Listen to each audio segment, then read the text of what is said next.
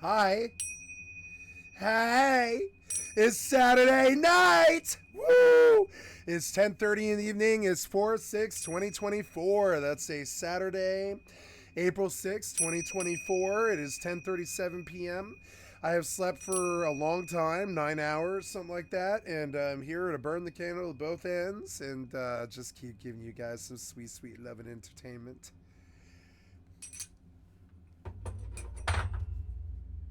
Today we'll be playing some Mortal 2, some EVE Online, and some FFXI, and I will fire up all of these individual clients now. There's my YouTube. Yeah. Oh, there we are. There we are. There we are. Okay. Very good. And yeah, hey, there we are. 20, 40. Yep, save. Okay, we go back and we're going live. Yes, we are. Yes, we are. And I don't have much to say. Not much went on today. I saw some funny stuff about AI music that I might mess with later. And so we'll kind of make a side note about that. Okay. Okay, so you need to sign in, I think. But yeah, anyways. Anyways. Yeah, and so cool. And there we are. Okay. Yeah, my old videos are up and we are logging in. I'm going to switch over the camera here. Deactivate. Activate.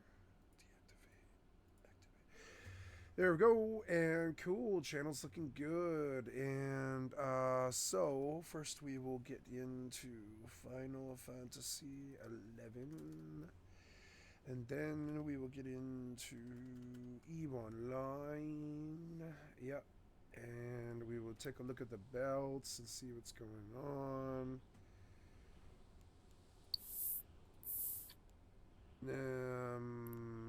Ice belts. Hey, we're up.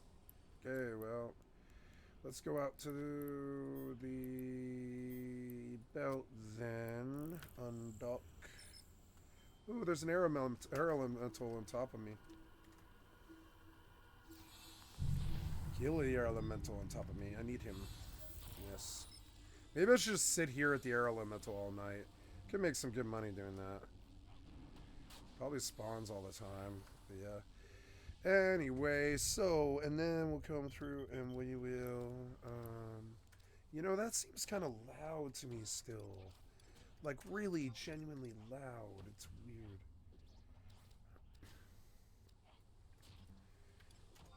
It is genuinely loud. Turn it down. Okay. Looking for it to get out, and my other character is gonna double check the whole jump out, dump out, jump out. Taking a look at local, we don't have a booster in system, and that's alright. We will go out. Here we are. Anomalies, warp. Warp drive active. Anomalies. Warp. And yeah, looking good. Okay, and then oh good, we got a wind cluster off to him. I'm gonna wide scan for any other air elementals. I don't see any, so let's go. Let's walk all the way to the southern beach on the way, and just see if we get air elementals, because that's good money actually. You know, not good money, but I mean, like, it's good for crafting. Good for me to have wing clusters. They stack well. I need those for the next tier of crafting that I'm going to do tonight. You know, honestly, I was going to come here and fight, but I should technically go deal with town business, which means running back. I could go change my sub in Mora. That's what I will do. I'll change my sub in Mora, and I will warp back. But, oh, wait. I saw an air elemental. Where are you? Oh, Trek. Yeah, cool. Let's get some air elementals. Yeah, that'll be some good income. In terms of, like, I'll be able to use them. Definitely. So, okay, and then we are at the belt, hopefully. Yep, and no one's here. This thing just ended. That's unfortunate. Location stuck. That's alright. Warp drive active. Warp drive active. I guess I'll just log her. I missed all the ice. I was sleeping all day. That's alright. That's what you get when you sleep all day. That's what you get. I'm gonna pull it back just a little bit. Yeah. And, yeah. Okay, and then next we're going to load up some Mortal 2. Mortal 2. Where are you, Mortal 2? There you are, Mortal 2. Also, I wish to just sort of double check here. Good. Good. Docking request accepted. Good. Good. Docking request accepted.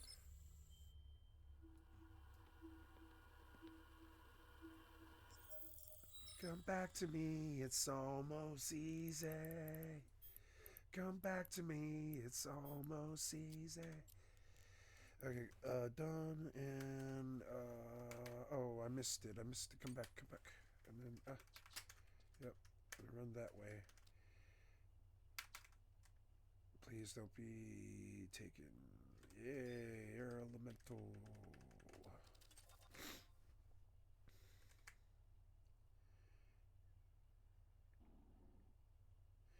I suppose I will unanon and I will look for group. Already seek. Okay, and oh yeah, Mistralax, yeah, single hit ranged attack. Wait, delivers a single hit ranged attack. That's a ranged attack? Wow.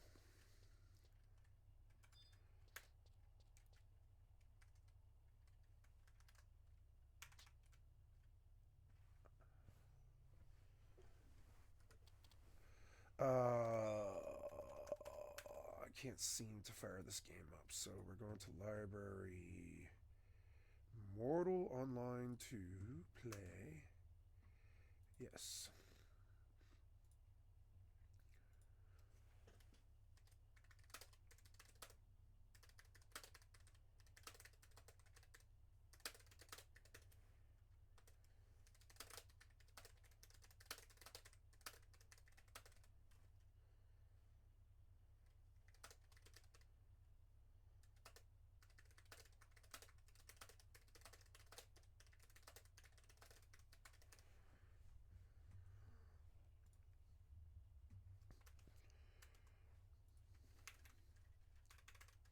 Ugh.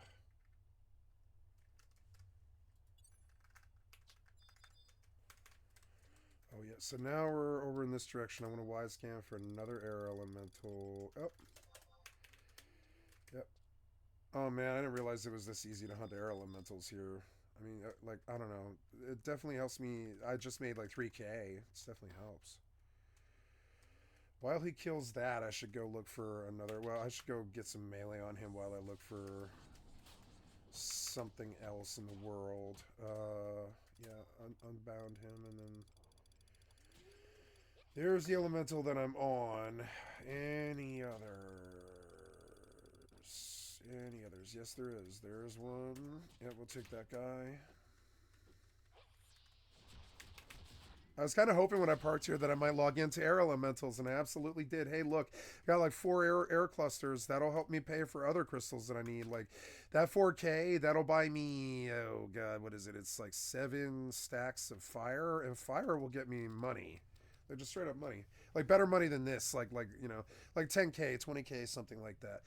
Goldsmithing is really good for starter money. I should have done it at the start of the server, but it was too hard to get fire crystals. But they're cheap, right? Well, they were cheap yesterday. I don't know about today. I'll have to see. Oh, did it end? No, it didn't end. Somebody killed it. Somebody killed my air elemental. Damn it.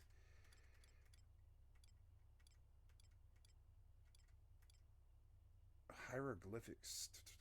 Yeah, that appears to be it. If I want any more, I'll have to run east. I'll run to Mora now. Yeah, right down the middle. This guy's hunting air elementals, and I like, damn it, like now I have competition. See how, wait, no, that was Bull Dalmal. I thought it said elemental, but no, it was Bull Dalmal. That's okay. Okay, so Mortal 2. I hate these launcher things. Can't we not do this? You're so annoying, and you do that.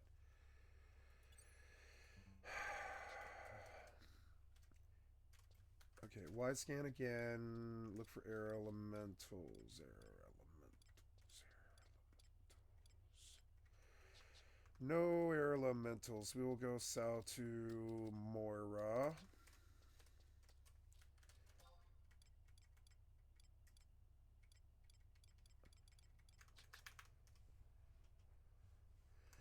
Okay, I want to come back and check on my website. So we have Twitch is up.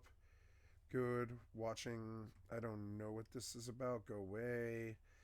Live streaming. Good. And you reload.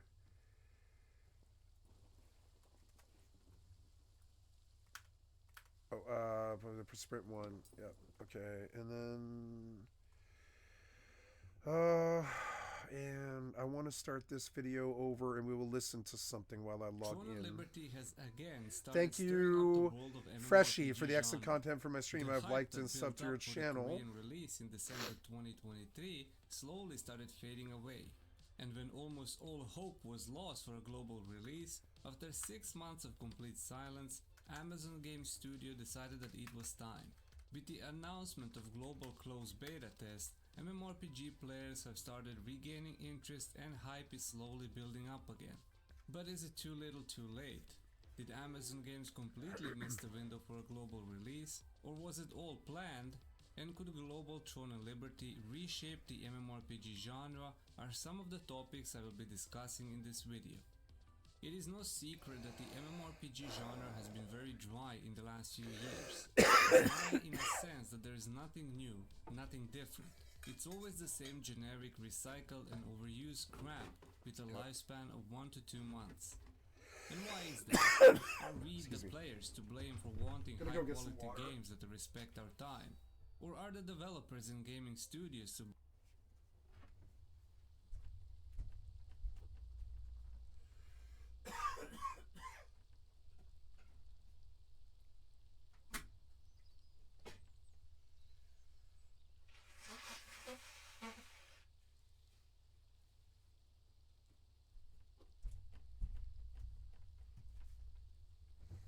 That sound?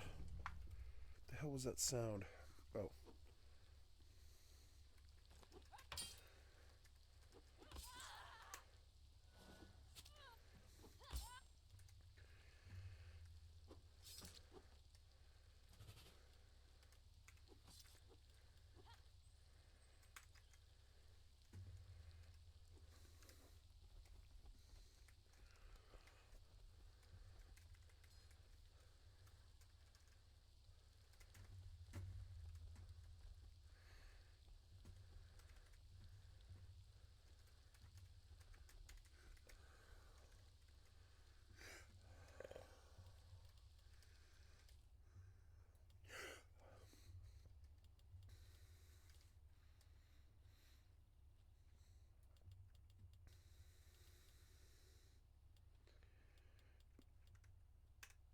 Okay, let's go. I'm ready to go to work.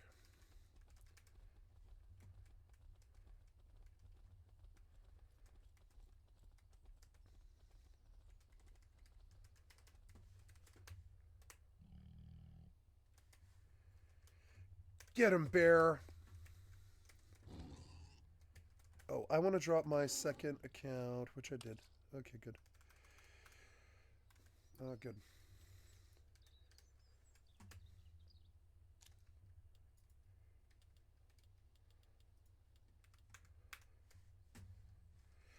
Man, you can actually fit a lot of carcass on the bear. It's cool.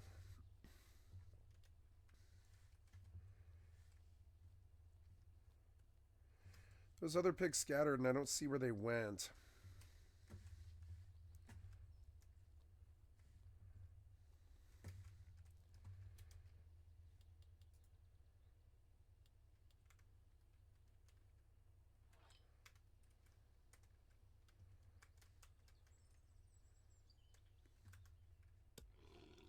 blame for releasing unfinished games just to grab cash? If there's anything that recent years have shown, is that the AAA gaming is dead.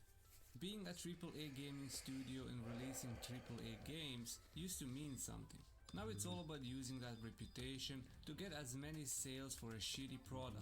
MMORPGs are slightly different in a Oh, thank sense God, that it's you don't have to 25K. have seen a I lot needed of money people so play, bad. as most of them are running on a I want to just go free-to-play spend it on business model. goldsmithing again, though. There's a reason why most current popular MMORPGs are not free to play.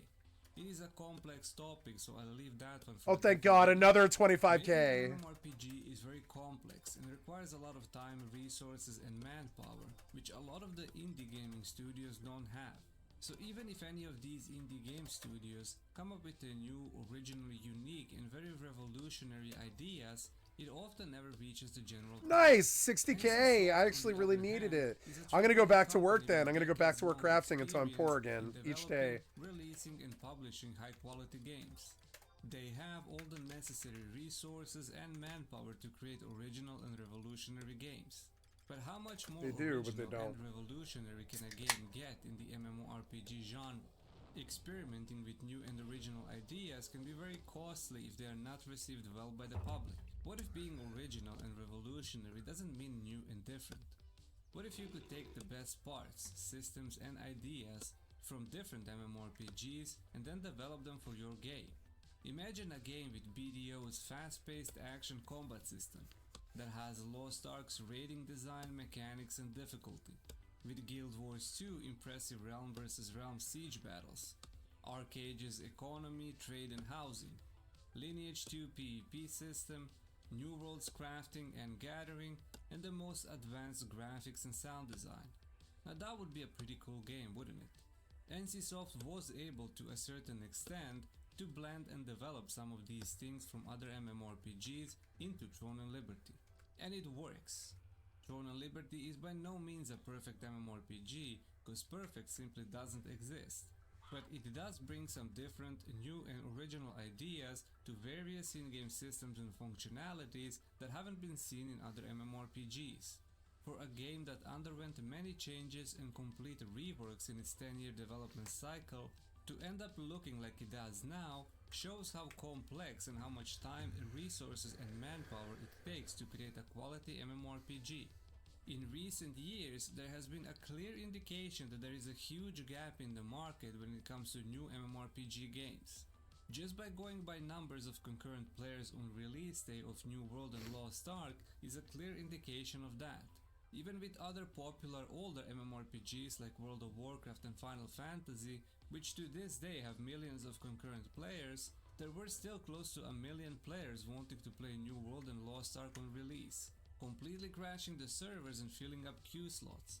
Today, these games have lowered to an expected number as every MMORPG is very niche, and with time creates a hardcore fan base that will always play. And that is completely fine and normal. You cannot create a perfect MMORPG that will cater to everyone.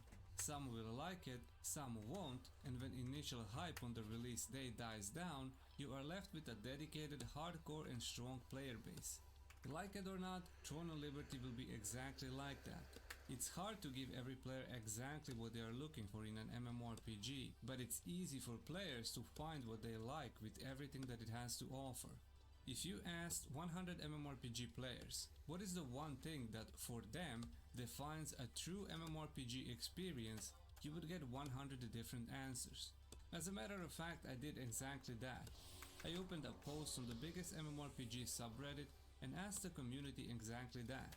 And to nobody's surprise, the answers varied from person to person. But the one thing that was mentioned the most was seamless, populated and active open world. And that is something that NCSoft completely got right with Throne and Liberty. And while it might not be the most original and revolutionary thing, when was the last time in MMORPG that you saw hundreds upon hundreds of players in a town, or killing a world boss, or thousands of players fighting in a castle siege? You haven't, because it's hard to make an open world seamless that can hold thousands of players and have your game perform reasonably well without lagging or crashing. It's the bread and butter of Throne and Liberty and one of the main reasons why I'm still hyped about it and haven't given up. Throne and Liberty going with a free-to-play business model is a good thing and also a bad thing. The good thing is that it has no barrier to entry, meaning it is accessible to a much wider audience.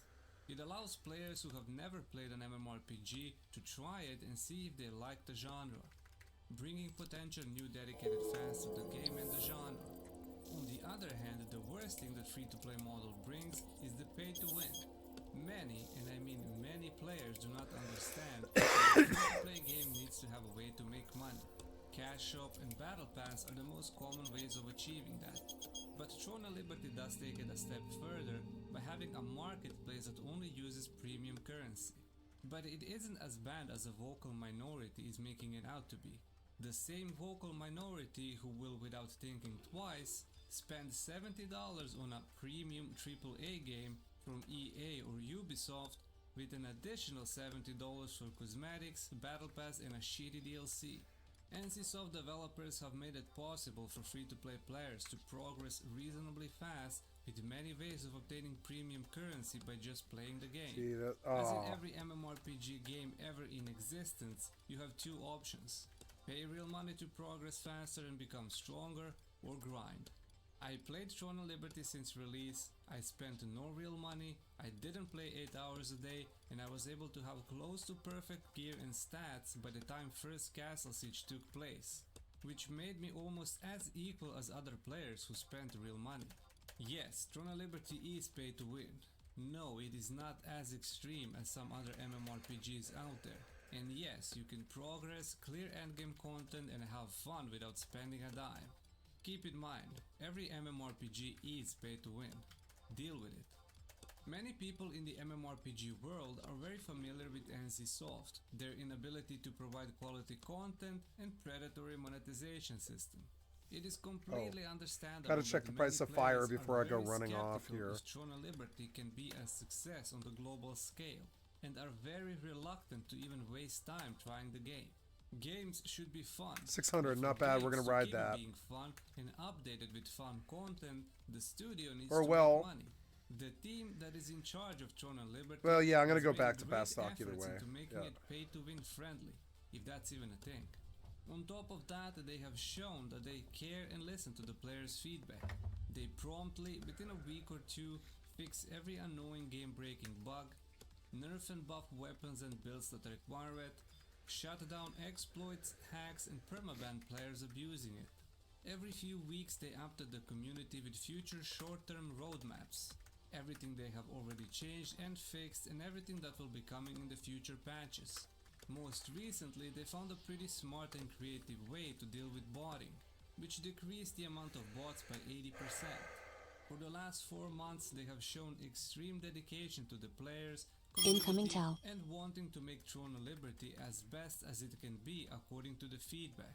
They are very passionate about the game, which is something that many players recognize and something that they can respect, especially in today's gaming industry, where player satisfaction is non-existent and short-term Incoming towel. profits are the primary goal. Amazon being the publisher for the global release is the perfect choice, especially after already having experience with publishing Korean MMORPGs. They have learned from their mistakes with Lost Ark, and I'm sure that Throne of Liberty release will be much smoother.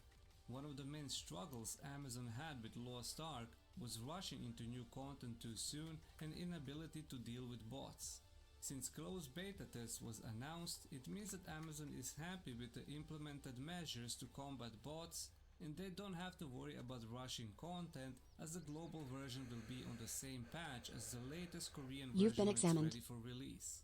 As I said many times before, Korean Throne of Liberty was the real beta test for global release, which is reinforced by the fact that NCSoft allowed the non-Korean residents to play the game with VPN and buying accounts and phone numbers for verification from Korean players, and nobody got banned because of it. The announcement of closed beta test means several things. First, it means that Amazon is confident that the current and future planned content and updates are good enough for the game to be released globally. With closed beta tests, they want to stress test the service Hey, and pal test mines. pretty much the majority of available I'm going there content, anyways. considering the download size for it is over 50 gigabytes. Secondly, they want to gather the feedback from players and see what the general consensus is about the game. Everything is under NDA, so nothing will be available publicly, but Amazon has been in contact with the majority of bigger communities and guilds and often speak with them privately regarding the feedback. Thirdly, if you are following the leak about a potential test and release date that got out publicly a few weeks ago, which for now is true, it could mean that the release date will be somewhere in June or July. This also goes along well with the next big major update and patch in Korea that is supposed to go live in June, which would mean that the global version would be fully up to date to the Korean version. Normally when Amazon does close beta tests, the release date usually happens within the next 3 to 4 months. In my opinion, as long as the translation and localization works, the game is ready to be released. Throne of Liberty is an MMORPG that respects your time. What was There are that? no mandatory daily or weekly quests, raids or dungeons. There are no 17 alts you have to play every day. You focus on only one main character. You can play at your own pace, a few hours a day, without feeling the need and pressure of falling behind. The main thing to help with that are milestones. They are time-gated quests that the whole server needs to do before unlocking the next content. It takes about 2 months after release to fully unlock every world boss, dynamic event and riftstone. The combat is also a nice blend of it not being too slow and not too fast, while offering both classic and action mode tap targeting. The seamless open world is, in my opinion, the main selling point of the game.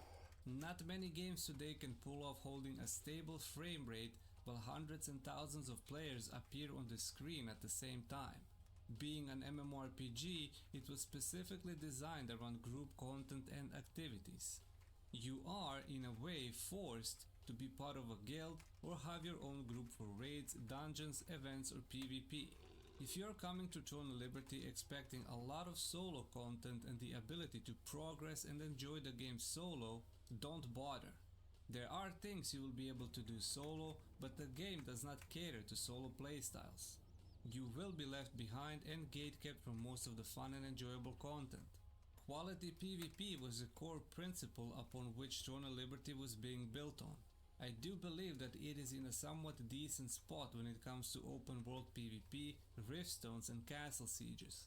When the game releases globally, arenas, battlegrounds and cross-server realm vs realm PvP will be included. This gives a lot of options and content for hardcore PvP players, while the main development focus has been on the PvE side, as that was the main preference for the majority of the players. The main problem I personally had, which caused me to stop playing, was the boring endgame loop. Once you have a fully decked out gear, there isn't much you can progress anymore. In Lost Ark, for example, you never stopped progressing your character. There is always something you can grind for to make yourself stronger. You are boring me. but You keep repeating what an MMO is, like I don't know. Yeah, I want to hear what this guy's final thoughts are on Right, boys and girls. I played Throne of Liberty. Thank hours you, and hours and Andri hours PLK. I'd on like to sub to your till this channel. day, and I tried everything what is possible in the game, which is how many hours?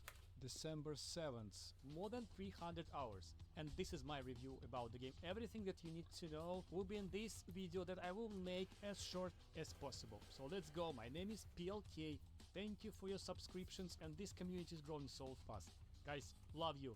Subscribe, like the video, and let's go. So let's start with the character creation. Character creation in this game as good as in all other Korean MMORPGs with realistic graphics. Let's take Black Desert Online. It's something similar to Black Desert. You have many cool presets of the interesting looking dudes, different hairstyles, beautiful girls, and they're really beautiful there. That's why we like Korean MMORPGs, right? They don't care about the standards of the beauty in the world. Chicks should be hot, the guys should be hot, everybody is hot, so character creation is nothing unusual, and it's pretty good. Next topic will be story. Story in this game is like in all MMORPGs, it's not the main thing. But still we have a story, and 10 to 20 to 30 levels you will be going through the main quest, and it will be kind of interesting. If in short you are chosen one, you have some kind of magic, you will encounter different historical moments in the past, and you will figure out why it's happening with this land and how to help it and who is this main villain, and you know, always same stuff. But the thing is, as I said, like first 10 to 20 levels you will be playing like a single player game with somebody running around, and after level 50 it will be completely MMORPG where you don't care about lore and story at all. Leveling and questing. What did change after all these beta tests, and what experience did we have in Korean launch? The leveling is super easy and fast. You're basically making through the main quest to level 30, then you do some additional quests for, weapon and accessories, the side quests and milestones, we'll talk about that a little bit later. Then you continue from level 35 to 40, then from 45 to 50. Some people get from level 1 to level 50 in 15 hours. I mean, that's what I will do. I will be the first 50s levels on Europe. Check my stream. Prove me wrong. I don't believe you. Questing itself is pretty simple. Koreans will stop you for in. all Korean No levels. chance. No So we have chance. a main quest. There's It's a whole cool, Korean interesting crew story. that's interested in English because that's like a second copy of the game for them. Understand? And you have no chance, white boy. No chance. And I mean it too. That's like hoping that it'll rain gold on your house tomorrow. Zero chance of that ever happening. Zero chance. I'm talking zero, zero, zero. Koreans got that sewn up. And if you didn't know, you don't belong in the scene competitively or whatever it is you think that you're doing. Koreans will slaughter you. With some cinematics. And I know because side I used to story. compete with them and win, and I know what it takes. It takes full time. It takes an educated, intelligent, interested group, all adult with a need and a want, with a plan, executions, websites, and all that stuff. Right? Yeah, that's what you're gonna come up against, and you, Mr. Solo White Boy, you're not gonna fucking pull ahead of the Koreans. I've been trying to do it like for 20 years and not managing it for a long time. You're not gonna fucking solo the Western version of the top ladder on. I'm sorry, you're not gonna solo the top ladder on the Western version of Throne of Liberty. Some Koreans will do that. You have no chance of that. I know several Korean crews on New World right now that you don't cotton to. And they'll come straight to Throne of Liberty. I guarantee it. So, and those kids, you're not as good as them. Like my friend Rayfinder, you're not as good as him. He's Korean. And like you're just not as good as him. You're not as good as him. You'll never be as good as him. You can try and try and try. That kid's full time. They're dedicated. They have a different life. They don't live like us. They don't view it the same. They have kind of a hive system running, and usually they have like 2,200 people. Mr. Solo White Boy is not going to pull ahead of Koreans. That's just not going to fucking happen. I'm sorry, but. Stories and some lore. So You let's have hear a him side brag quest. again. I didn't like it. We might get off him. Let's hear him brag again about this idiocy. Let's hear what he says. That's what I will do. I will be the first 50 Uh-uh. to 40, then from 45 to 50. Some people get from level 1 to level 50 in 15 hours. I mean, that's what I will do. I will be the first 50s levels on Europe. Check my stream. I'll be the first 50 Prove me levels on Europe. No. No. Koreans will take that too. No, I don't love Korea or something like that. South Korea. I do. I love South Korea, but I'm just saying, and I like Koreans. But it's not like I love them or something and I want to extol their virtues better than ours. I'm saying you have no chance. Be real about it. You're fucking stupid if you think you do. Questing itself. You will not be the first 50 or whatever on Europe. That'll be some Korean. I'm sorry, but it is the truth. I like that I don't have to do the fight and that it's a fast 150. And I'll just keep running back here until he doesn't want orbs anymore all night if he wants. I'll do this run over and over and over again. If it means putting like 500k in my pocket, I'll sell you as many as you want. Can do 12 or 11. Can sell 10.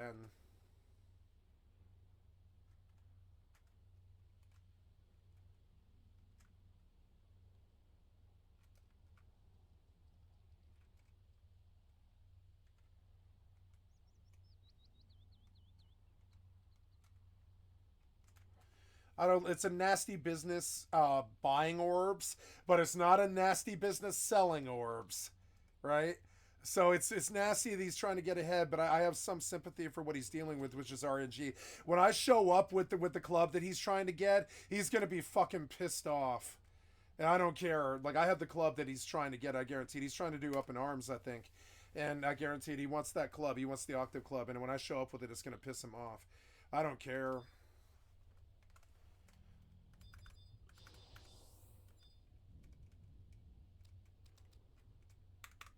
I'm going to offer to fight for him. It's way too easy of a fight, you know?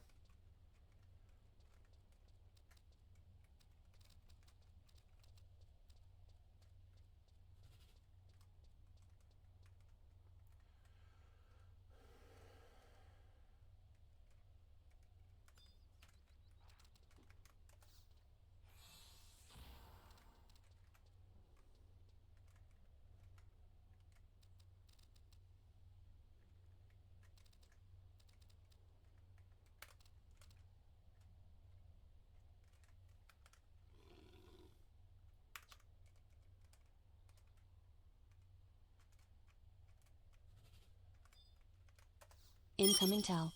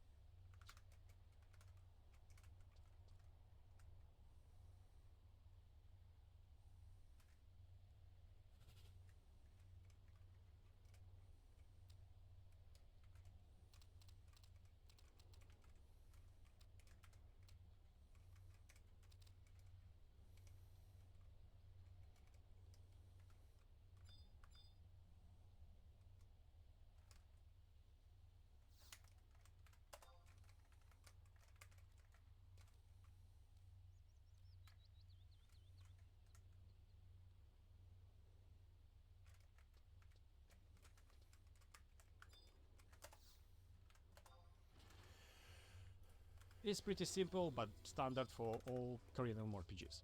So you have a main quest, it's a cool, interesting story with some cinematics and side stories and some lore. You have a side quest, which is the blue quests. They are on the territories, and from some events, like you need to talk with some NPC and the quest will be opened. Let's call the main quests purple ones, which is the signature for the main quests, and let's call the side quest the blue ones. So you have different achievements. When you complete on one territory different blue quests, you can get the achievement. An achievement will get you some kind of resource of the game. It could be consumable items, it could be items for the craft, it could be items to upgrade your skills, to upgrade your armor, to upgrade your weapon, which is super cool. It could be gear itself, like accessories.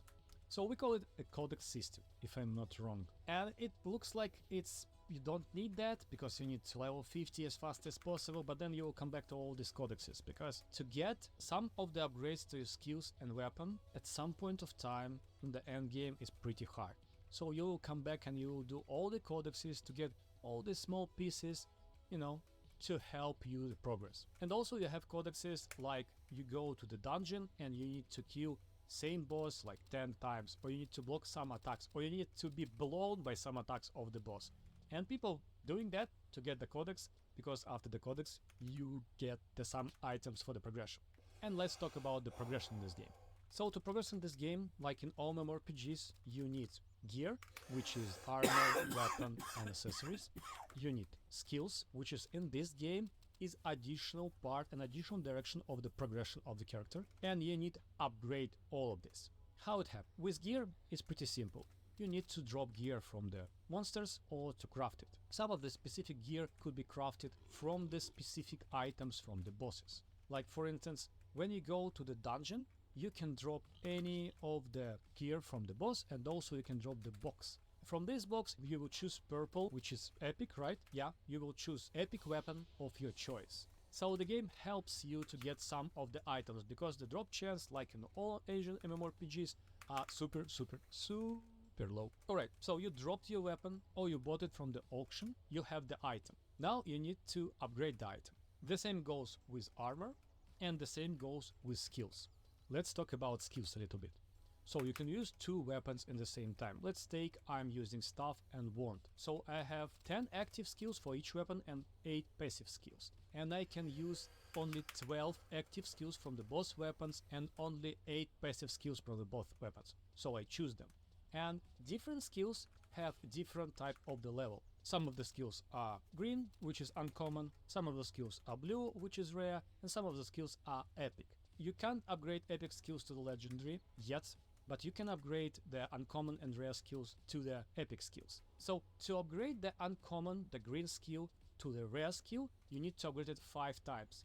And to upgrade it each time, you need 1 book for active upgrades for specific weapon, then 2 books for active upgrade, then 3 books, then 4 books, and then 5 books. To upgrade 1 skill, you need a lot of books. When you upgrade to the next level, uncommon to rare, you will have additional trait of the skill, and these traits are most crucial and most significant power-ups of your character.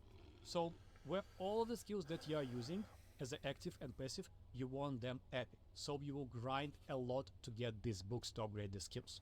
And also you will grind a lot to get the upgrade for weapon and for the armor, so you also have uncommon, rare and epic armor and weapon and accessories. And you need different stones to upgrade these pieces. It's also, you can upgrade green till level 6, you can upgrade rare till level 9, and you can upgrade epic till level 9. For weapon and armor and accessories, it's growing of the static traits, which is all of the things of the stats that you have in the weapon. Let's take my staff. My staff adding additional critical attack when you're far from the target, and each level, and also dexterity, and each level of upgrade of my staff from +0 to +9, these stats will be increased. So you want to increase the stats a lot. And also you can upgrade the traits in the weapon, so you can choose the traits of the item, and you can choose from the list of the traits, and you specifically will choose for your build different traits. Like for instance, you will choose in all of the possible weapon items, weapon and gear and accessories, you will choose the max health. So you will get plus 5k, 6k additional health, which is huge. Or you will choose critical hit, or you will choose something else. I will not explain this in details right now. I already spent a lot of time on that. You can see all of my other videos, and it's all there. I explain all there, but this is the progression of the character. Nobody cares if you level 50, everybody level 50. But the gear and skills, this is the progression. So how we can do this? Let's get to the interesting stuff. You have dynamic events. So by the schedule, every day you have different dynamics event in different zones. An event could be PvP and PvE randomly, or by some schedule, I don't know.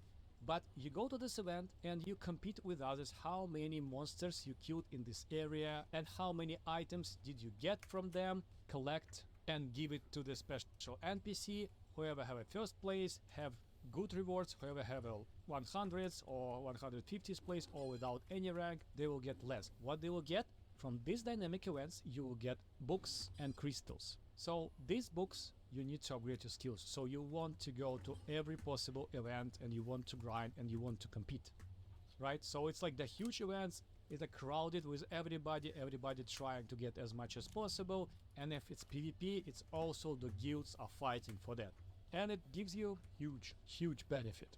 If I have the purple skills and you have a blue skills, it's like you level 30 and I'm a level 50. It's big difference. So you want to go to the dynamic events. And these crystals you can use to craft the books and to craft the stones to upgrade your armor, weapon and accessories. So how can I get the resources for crafting, and how can I get the stones to upgrade my gear? So you have 60 possible contracts at one point of time, and you can complete all of them at once. You can take 5 of them and you do the repetitive quest, like kill these mobs, find these resources, kill these mobs, find these resources, do this thing. It's like every day you do the same stuff for the contracts. But for the contracts you can get the special boxes for 2 different resources, the normal resources like stone, wood, so on, and other type of resources, special crystals, which you need also to craft things, so you will do it a lot.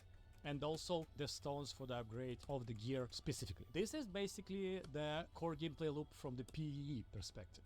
So you're doing main quest, you're doing all the codexes and the side quests, which is blue quests. You're making dynamic events by the schedule if you can. You're doing contracts for all the resources and the stones for upgrade. Like for instance, I choose, okay, I need to upgrade my stuff now. So I will grind all the contracts and I will choose specifically the contracts which will give me the stones to upgrade my weapon.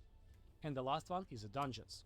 Dungeons and the raid bosses. So let's talk about dungeons. We have how many? 5 or 6 50 level dungeons, from what you can get specific weapons by some really bad chance percentage. So you will grind these dungeons every day with a group of 6 people all together with your boys and friends, always randoms. It's pretty simple and pretty fast in this game, so you don't need the cons party to go to the dungeons. Just everybody in the evening trying to spend their dimension tickets or whatever it's called. The thing is like how many times you can get to the dungeon to try to drop something from the boss. You can drop something from the boss itself, and you also open the chest in the end, which will give you the crystals, the upgrades, the recipes, or the box with weapon which you can choose, and you will grind the dungeons. The last one is raid bosses. So we have arc raid bosses, which are open world. Everybody go, the whole server goes there, they will kill the bosses, and it's like a one item will drop for everybody for thousands and thousands of people. So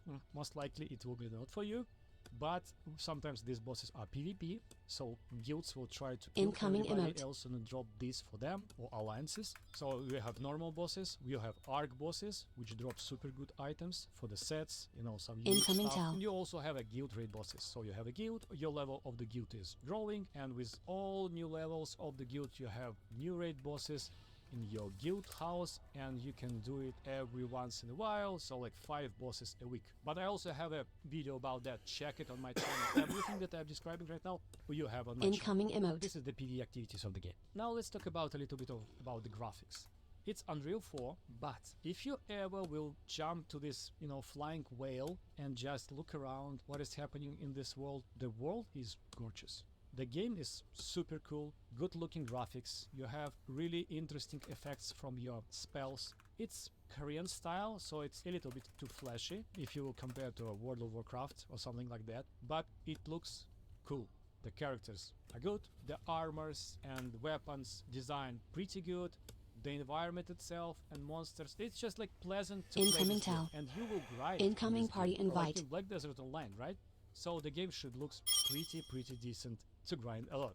And this game looks pretty decent. The graphics in this game, like I will say 8 from 10 or 8.5 from 10 for the MMORPGs. The graphics is pretty good. The game is totally open world, like totally open world. You have dungeons, which is instant dungeons, where you go with the group. But you also have open dungeons, where everybody goes and grind mobs, you know, just an open world. It's not instances. All the PvP activities, most of the things in the game are open world. If you want to go to the Lizard Island, you know, to grind some mobs for the good loot, Incoming you need tell. to go by the flying whale. You need to wait, you know, by like schedule when the whale will fly, because otherwise you can't get to this island.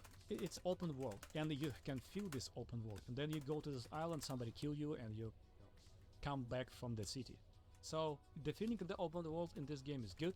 You can see a lot of people always. Incoming and all the tell. activities that you are doing will be around crowds and crowds of people. So that's also good, like 9 from 10.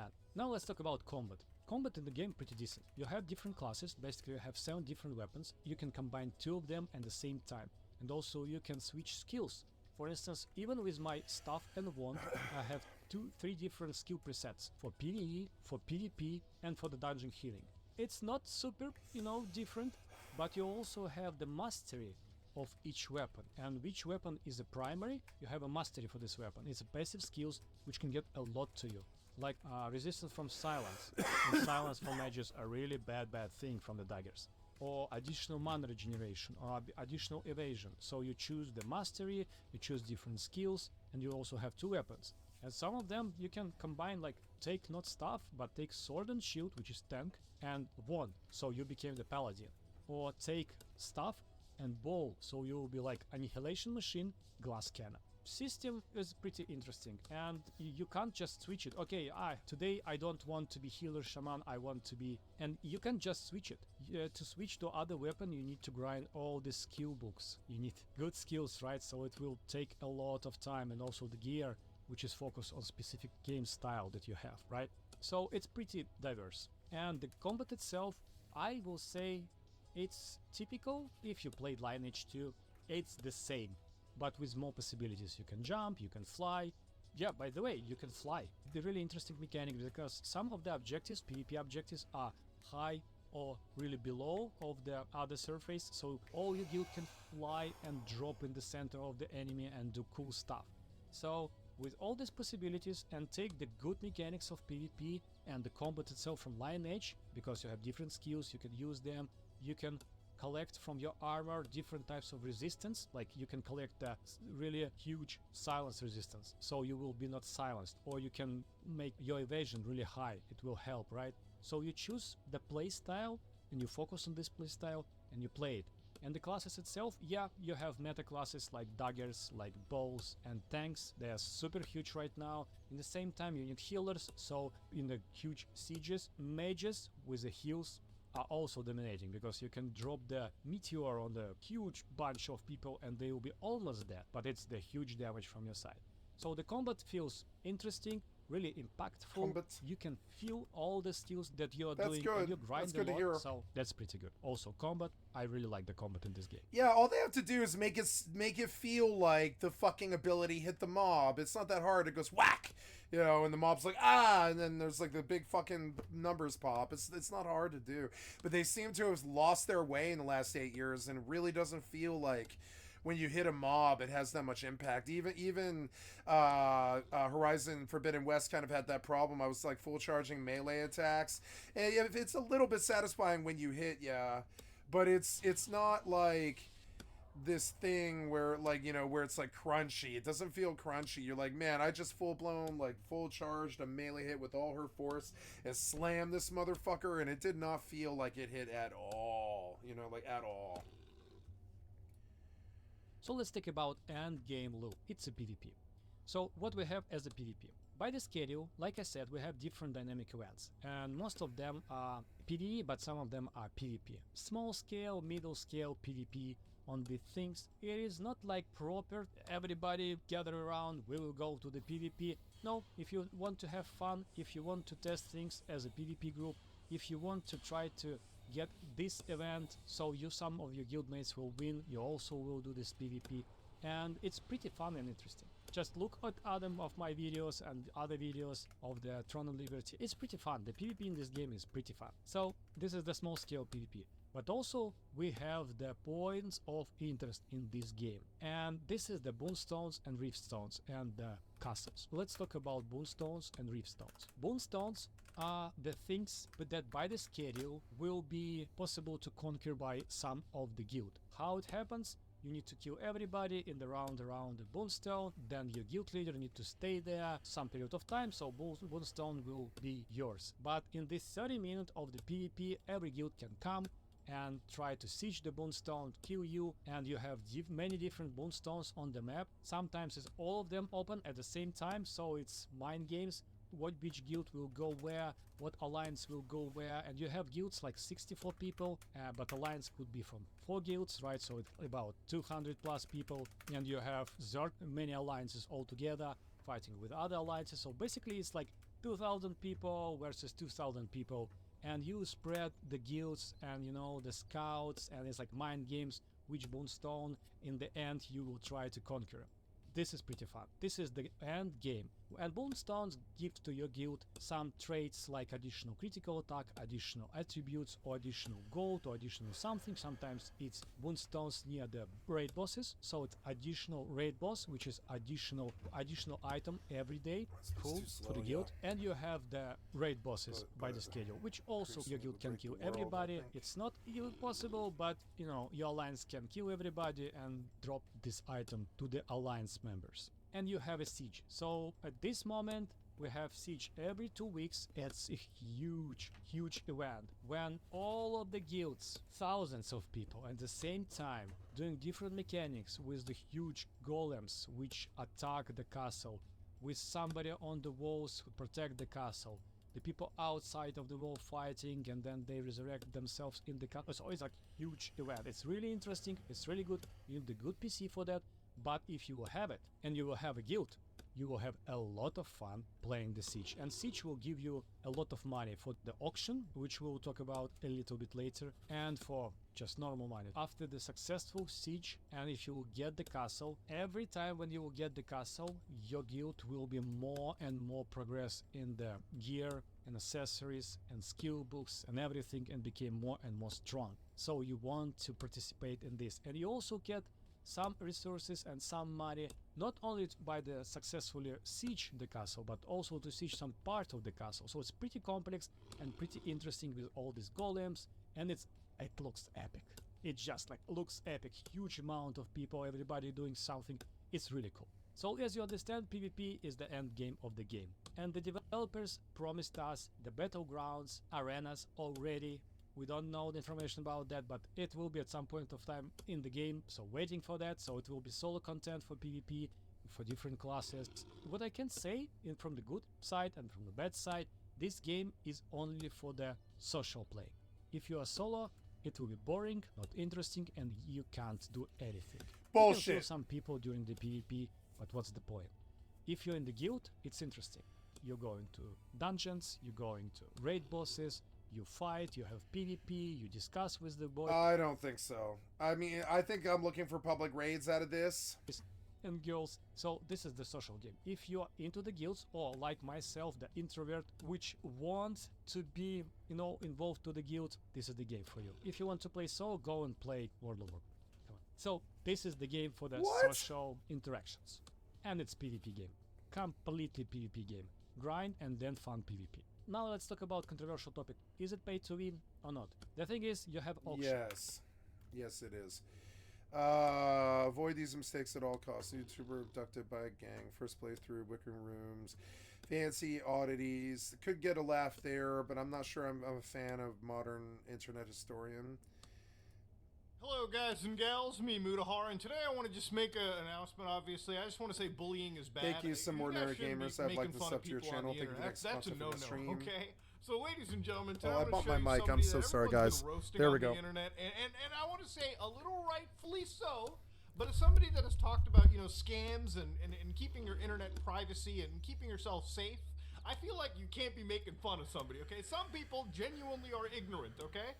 You know, I had to go and get my passport renewed, all right? And I went to the Service Ontario. Nexus. And there was an old guy sitting next to me while I was waiting to submit the paperwork. And this old guy, he's like 90 years old, okay? Like, dude's driven a cab his entire life. I was like, hey, why you here? And he's like, I got scammed. And I'm like, how much there, buddy? $18,000 apparently. Insanity. Now, I personally didn't even think this was possible. I thought banks had like a little bit of a stop. You know, if you start transferring a lot of money that you normally don't, they'd be like, hold on, pal, let's put that transaction on hold. Is this legit? Apparently his money got sent to Mexico and it was lost ever since then. Now, of course, the money will be back after a long several months of government bureaucracy, but the point is, people get scammed. That guy was old, all right? He probably doesn't even know how a computer works. Probably doesn't even know what's going on. Some Nigerian prince hits him up and he's like, shit, this might be a get-rich operation for me. And you know what? You can't blame somebody for it. Ignorance, when it exists, is not necessarily a sign of somebody's stupidity. Look, this person here posted about a Discord user, right? A Discord. Please read this for your own safety. Now, again, I want to say ignorance is definitely a thing, but hey, listen, when I went to the free candy van once, the entire neighborhood felt bad.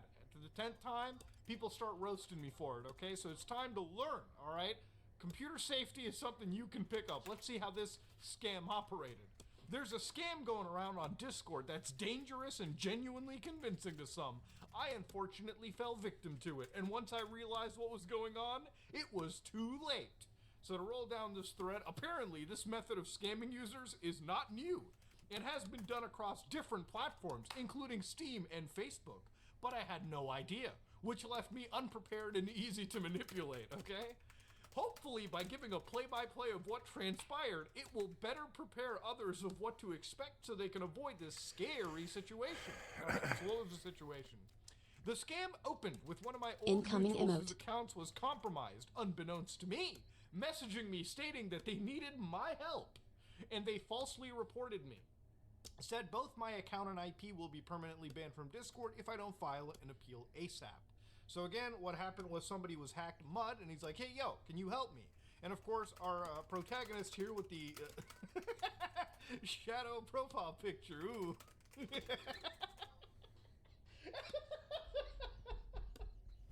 Oh, man. Yeah, this whole thing is starting to make more sense, huh? Hey, I'm sorry, I just woke up. So anyways, Mud here responds, hey, how do I say it? Please don't be mad. I connected to a public Wi-Fi 2 days ago, and somebody else had access to my account because he couldn't change my password because 2FA was enabled. Then he made fun of my Discord account and reported a few of my friends, including you. So basically the idea is, obviously, his friend who was, I guess, hacked sent him a... sent him a little message. Got to keep that my said, octave hey, for some I reason. reported you, but your account's going to get banned. Please file an appeal. Now, of course, that could be a thing, all right? And what did the actual appeal look like? They seemed apologetic and frantic, which made it seem real to me, and then provided a fake screenshot of a Discord email stating the offense, ticket number, and steps on how to file an appeal. So I'm looking at this request here, and you might be like, whoa, that looks genuinely real, Muda. I mean, come on now. That's actually like a real Discord thing. Nothing stops somebody from copy-pasting a real request and just changing the information they need whenever they want. This is what we call phishing, okay? Now, of course, there's plenty of security services that offer free phishing websites. For instance, people who make, fake versions of this Google prompt, or this Facebook prompt, or this eBay prompt, or LinkedIn, and put them on web servers with like sort of I don't forget it's the type squatting emails where like when you type in google.com, if you type in like goggle.com or goggles or some weird misspelling that somebody's likely to make, then it directs you to a similar looking Google login page. But if it's not google.com, never enter your information in a login field. That's simply because somebody has made a similar web page, all to capture user IDs and passwords and then later use them against individuals. Unless an email or a website, for instance, in this case, unless it was discord.gg or .com, or if the email was from Discord's actual security team, never trust it. So then he said the hacked account then urged me to reach out to a Discord support member mentioned in the email, saying that they've been doing the same and that if I acted fast enough, I can salvage my account. Again, Discord will never ask you to do this, as most services don't. You ever see a tooltip on a lot of these services? Amazon will never ask you for your password. eBay will never ask you for your password. No shit, dumbass. They've got back-end fucking tools to help you out, okay? They don't need your password to log in. That's what a scammer does. But again, maybe most people don't know that, so again, it's good to learn. The Discord support member I was directed to went by the alias Maxime Monet. And while there are others, they all pose as official members of the Discord support and safety team. So they obviously put senior engineering manager in their bio, and of course they also put this badge, Discord support and safety team. I don't know how difficult it is to get that because I'm not privy to Discord phishing attacks myself personally, but yeah, it doesn't seem out of the way that somebody could make an account that, again, these images, these profile pictures, if you ever look at crypto scam websites, like crypto projects, and you look at their teams list, you see the same headshots everywhere. It's usually somebody unwillingly downloaded from LinkedIn, or possibly even AI generated and just tossed in to add an aura of professionalism to it. Also, the other thing that should be a red giveaway is why in the fuck is the senior engineering manager involved working on the ground level with actual Discord users? That's insanity. But of course, he says the account is fraudulent. I should be known that Discord support does not directly DM users via their own platforms. They can be reached via their site, email, or here on Twitters. I did not know better and was desperate. So again, they thought their account was going to be gone, okay? They didn't know any better. So again, this person probably would have fallen for the Nigerian prince scam at this point, but I would say this is a little bit more tactical, right? Like, some people have been joking about that, but I would say that because of the situation, somebody could be led to believe. Remember, this is a good example of social engineering that works. If you think it's this easy to scam somebody, it actually really is, unfortunately. If you look at scams going on right now, at least when it comes to impersonations and frauds like this, it is a billion, multi-billion dollar market, as sad as that sounds. After I got a hold of this Max Nay person, they asked for a statement from me confirming the reports. Incoming party invite. Once given, he proceeded to insist they were investigating the situation. So then he showed me a transcript of my account details to make it seem real, asked me to confirm my age, country, email, which all seemed related to my identity, and then requested my Discord ID. I gave it, and then he proceeded to request I temporarily change my Discord email to a burner email he provided. User plus Discord name add /discordsupport.com or something of that nature.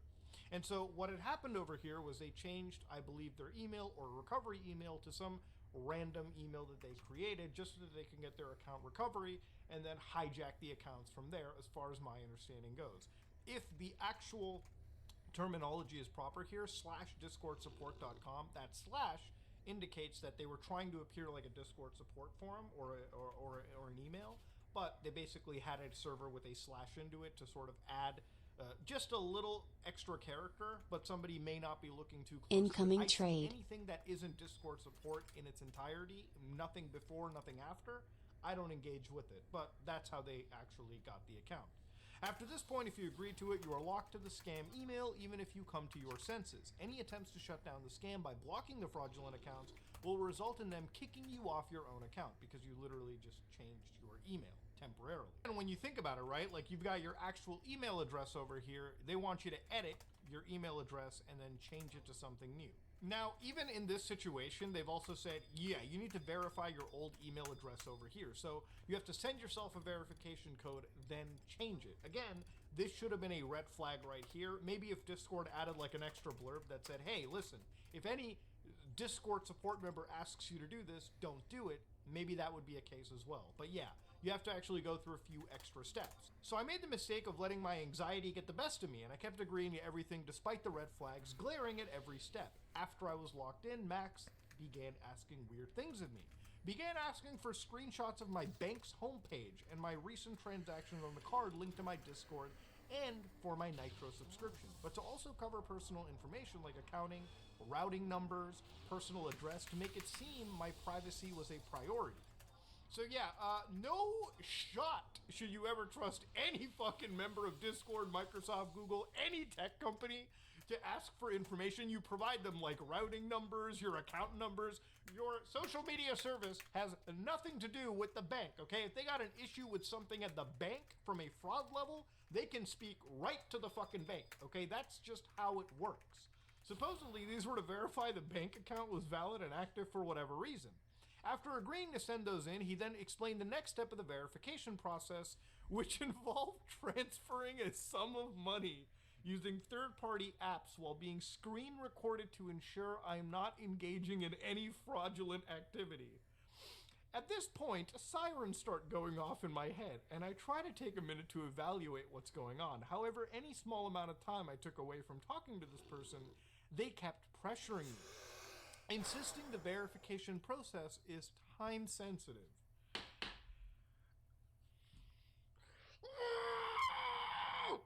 Sorry, when I see stuff like this, it's just, it burns me. Now, this is where I believe most of the roasting is coming from for this individual. And you already had me at the bank account stuff, okay? But when you got to the point where, like, somebody is telling you, transfer a little money for a verification process, no company will ask you for this. There's just no shot. Then when you're being screen recorded to make sure that your entries and all your fields are being captured as well too, that is insane. This person is like, there's no shot. This is an incredibly gullible individual. And the problem is, people like this exist. This is entirely why you pay for security teams, to make sure people like this are ultimately, like, rescued. Even if, like, at the end of the day, do I personally think, like, somebody should take a little smackdown every once in a while? After being this stupid? Probably. But at the end of the day, scams exist, and being pressured, and you really have to put yourself into a situation like this, right? I personally wouldn't be scammed, but somebody that doesn't know what's going on like this is the most susceptible, and unfortunately, they ended up catching it. So down the process over here, if I took too long, they would terminate the process. I even asked for an extension Incoming because emote. I had to go to work soon. But they kept insisting Incoming they were trying towel. to help, and that the remainder of the process should be quick. I even got these weird emails. So going back to the phishing example that I showed you, right? People can download any form of criminal, like, any form of, like, phishing email samples like this and put in whatever they want. And the reality of it, this is illegal. Like, at this point, from my understanding, you are actually, like, impersonating the federal government at this point. So you got the FDIC, and they say, hey, we hope this message finds you well. We're here to write you about an important matter regarding your Discord account. Here's another red flag. The fucking FDIC would never even talk to you about your Discord account, okay? Whatever happens between the FDIC is between them and Discord as a company. But for somebody that doesn't know any better, right, they probably will sit down and go, okay, sure, all right, I believe it. And here you can see Maxime is pressuring them by saying, tell them that you want to add cash on Cash App because you want to invest. What?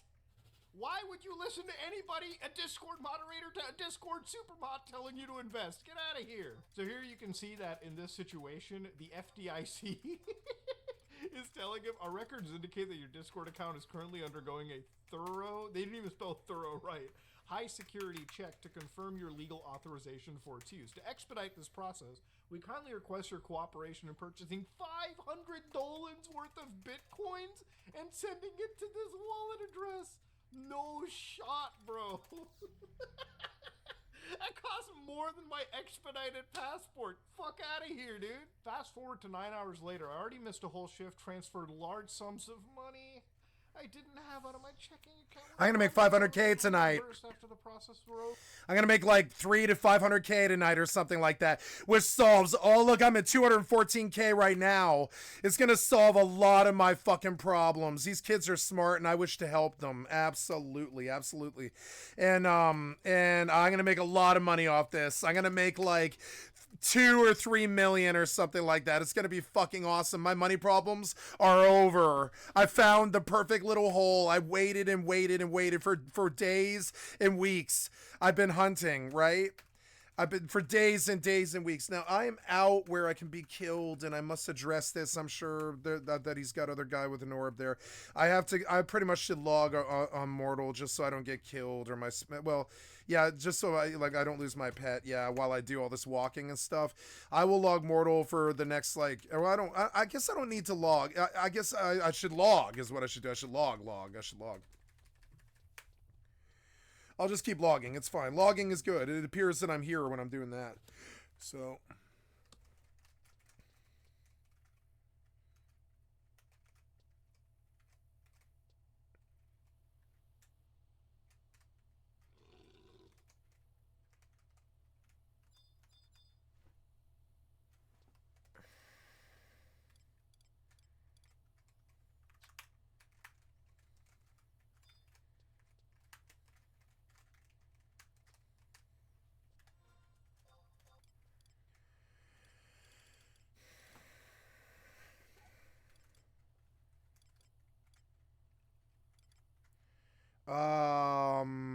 Oh no, I'm sorry. Yeah, I gotta just verifying that I used up the orb. Yep.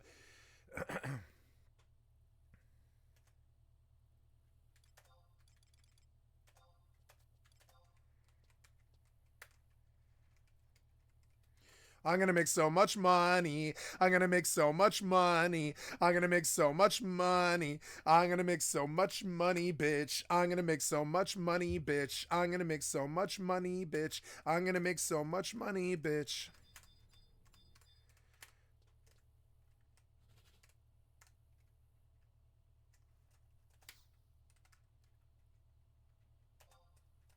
I'm gonna make so much money, bitch. In one day, I'll do what would have taken me weeks and weeks, and weeks and weeks and weeks, and all these seals will absolutely pay. Not one day, but I mean like in a couple of days.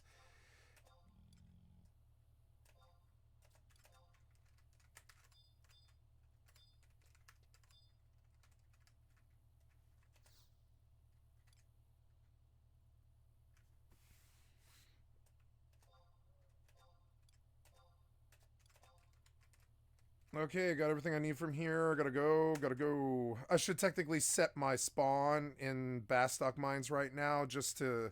Well, no, I guess I gotta get back to Juno, so it doesn't really... There's no real way around how long this takes. It's okay.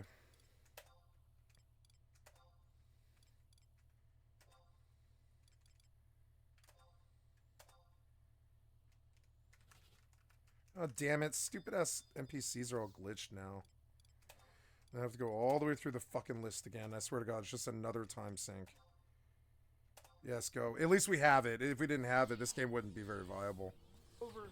I'm extremely tired and desperate, so I reached out to my husband for help, and he asks if I'm entirely sure I'm not being scammed. In response, I tell him, Gotta verify the and I showed him moon orb, whole yep. thing. He did some brief research and snapped me to my senses. No, dude, brief research. Oh. Now, of course, you know, what happened was the husband said, stop talking to that person immediately, block them now, it's a scam. So I did, only for me to get locked out of my account immediately after. Big surprise, cherry on top. I received this fake Discord email made to have me believe I was actually banned. Fast forward to the next day, I'm frantically canceling all my cards, calling my bank to dispute the money I lost, and submitting a ticket to the actual Discord support via the website to recover my account. I really wish it was some sick joke, but I lost out on almost $1,000. My checking account got overdrafted, and my Discord account got compromised. So, look, at the end of the day, people are kind of roasting this individual for being gullible, and it's... Look, sometimes when you post stuff like this, people on the internet will laugh and make fun of you, right? But I don't believe in making fun of this person. I don't believe in making fun of anybody that gets scammed, okay? Because at the end of the day, not everyone is terminally online like you and I are, okay? Not everyone has the understanding of scams like me and you do. I've been covering scams for near 5 years on this platform. And there are times with scams these days where, like, I get hit up by, like, employment services all the time just through WhatsApp. I'm gonna get my sniper rings, I think, off this. That's so awesome. I mean, that's so awesome. Or no, I don't know what I'm gonna buy. I'm gonna buy something nice. I'll buy hairpin. I'll buy hairpin with this. I'll buy hairpin. No idea what was going on. And then I don't even have to go to optical hat. I have hairpin, and it like it just works for all my jobs, and it like solves helm for a long time. I mean, there's really nothing better than it for a long time. I mean, hairpin is really genuinely good. Yeah, I mean, optical hat is good. I gotta remember what the stats are on optical hat, in which case I might save. Like, another thing I can spend this money on is an optical hat spawn, and I could go get optical hat. But I mean, yeah, there's like a lot of things that I can buy with this money, but I think actually leveling goldsmithing is maybe what I'll do. So then I can become self-reliant, just so I can, like, crack silver rings all day at 1,000. Yeah, and just crack silver rings and take double the money. That'd be easy. Just go buy, like, fucking 40 rings a day, right? And for 48 rings a day, 4 stacks worth, right? Crack 48 rings a day, and I would make so much money. It's just endless money, and that's what I want to do. So I'm gonna level goldsmithing with this money. That's what I'm gonna do. So now we got to exit at Bastock Mines.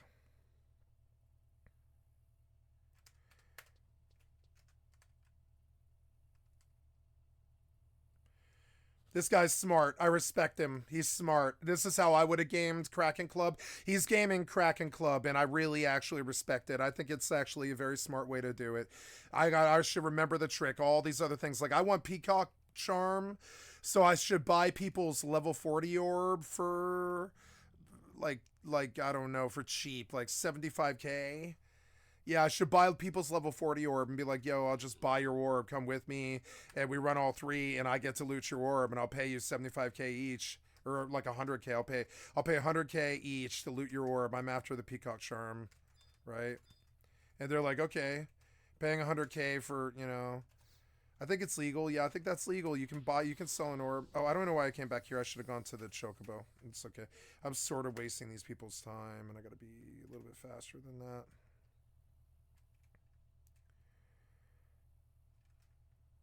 These people are like, I didn't really realize, but so many of these people are taking this so seriously. I thought they were all kind of resting on their boomer laurels, just sort of like living their lives and stuff. But no, there is some like sweat Final Fantasy players here that are dead serious, like trapped up in the dungeon, and this is all they do.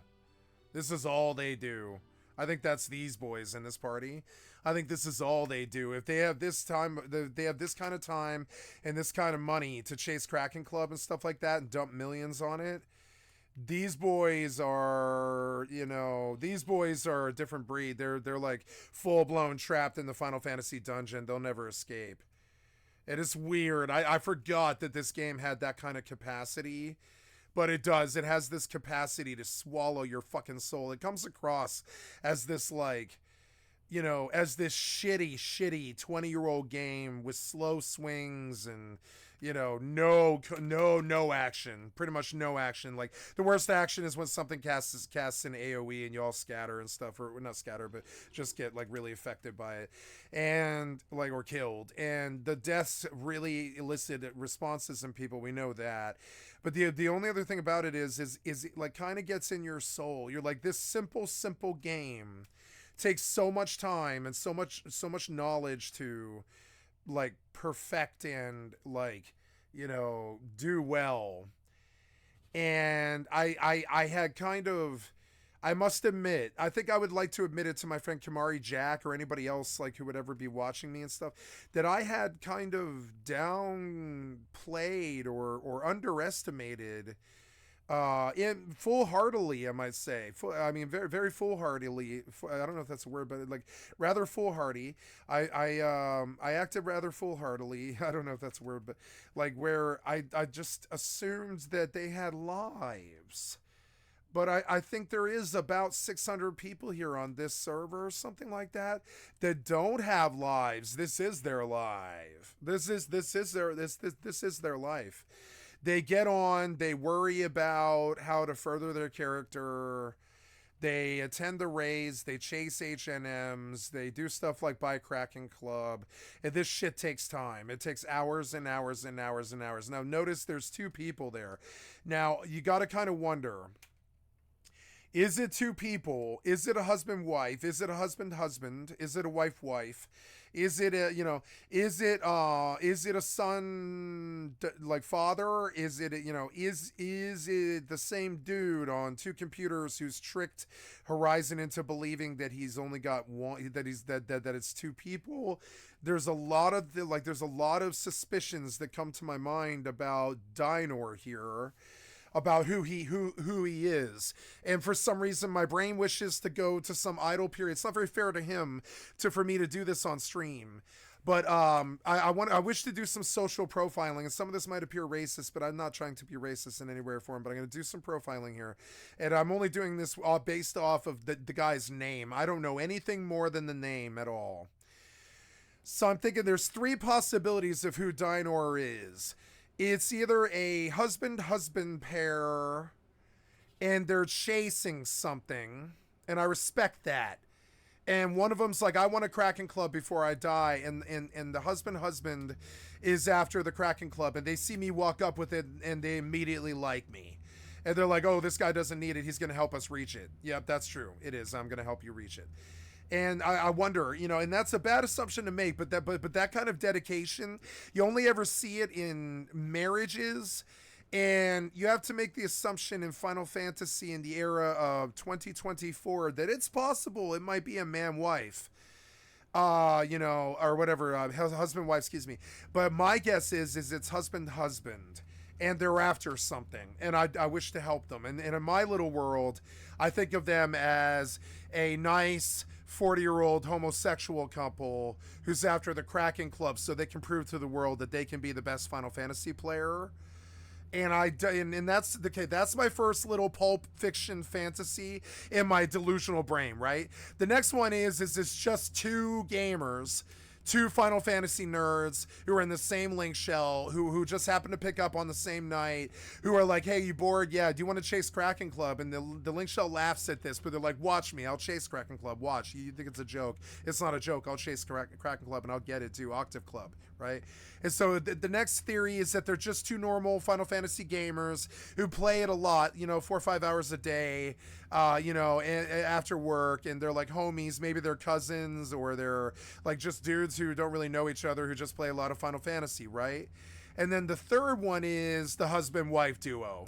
And that's always fun, and I wonder if that might be and there's another reason why I pitched gay first is and then also for some reason their sensibilities, their movements, it smacks of both white and Asian. It smacks of both white and Asian. If you look at the way they talked, I think I lost the initial conversation. There it is, King Monks, right? King Monks is a dude. Dinor is a dude. King Monks is a Final Fantasy player. Dinor is a Final Fantasy player. They're ex-retail. They're heavy into it. If we look at the party list here today, we see the King Monks is a rank 10. Dinor is a rank 10. They don't come from the same town, so they're not married, right? Or they would definitely come from the same town. They definitely would, right? They are not married. They're not related to each other. There's a serious gap in the levels here, but there's not a, do you see how I'm profiling them? I do this with my stalkers. I do it with the people that fuck with me. I do it with people I do business with, right? And I make my little assumptions off the little tells and stuff that they give away, kind of like a poker game or something, right? Where I'm like, okay, I know, oops, I missed my turn, but that's okay. This isn't really that much slower. It's actually not really that much slower. It's a little slower, but not really that much. It's like, yeah, it's like 10 seconds slower or something.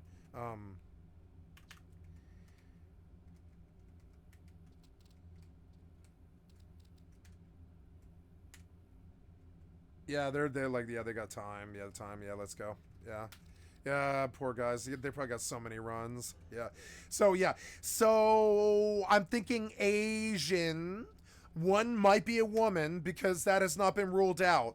One might be a woman, but the other one is definitely a man. King Monks is definitely a man, but we don't know anything about Dinor. We know that Dinor sounds like a dude because it sounds like the word dino, but then you hear Nor, which is like an elven thing, and I don't know the name, but that actually might be a Drizzt name from R.A. Salvatore. It could be Dungeons and Dragons. I don't know that name, but I've heard it before, I think. And so Dinor might be an RPG reference, in which case I would say now that it's fair for Skycat to make the assumption that Dinor is, and I'll tell you why all this matters later. It is fair for Skycat to make the assumption, like my character, it's fair for Skycat to make the assumption that Dinor is a dude, because the name has RPG, Salvatore, D&D, what's the word? What's it called? It has RPG. It's steeped in RPG, thickness and stuff. And so I'm thinking dude, or it could be a lady. Dude looks like a lady. Banana. Dude looks like a lady. Dana. So understand, I'm singing the dude looks like a lady song, which might give you a good now. So that might be my third eye and my soul and my intuition and my profiling speaking to me that Dinor is trans and King Mon is gay, and they might be together. They might not be. They might be totally just white dudes, and they're not together at all. And it's weird, but you gotta kind of like wonder what the association is. Now, the only reason I asked for this, it's a dirty business to buy the orb. I don't believe it's bannable, but I can see how some people in the community might not view it as very fair. right? Like you're just buying the orb. But I mean, like that's your money, and the orb, whoever sells the orb, it's their business. And I don't believe it is the same thing. It's not gambling at all. It's not gambling. It's reciprocation. I don't believe there's anything. There's no rule against murking, right? And so the reason that I bring up the profiling is I want to know who I'm working with, and this is always true, whether I'm dealing drugs or I'm selling them orbs or whatever the fuck it is. If you're doing business with somebody, understand who you're doing business with. Try to get a trace of their psychology. Oh no.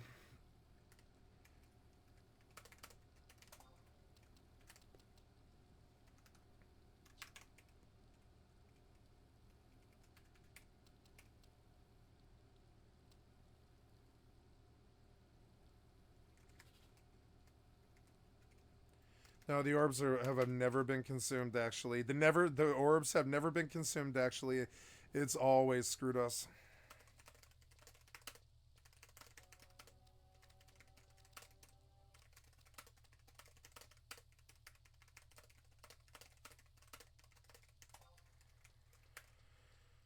It's a white dude. It's a white dude. Only a white boomer would smoke a cigarette.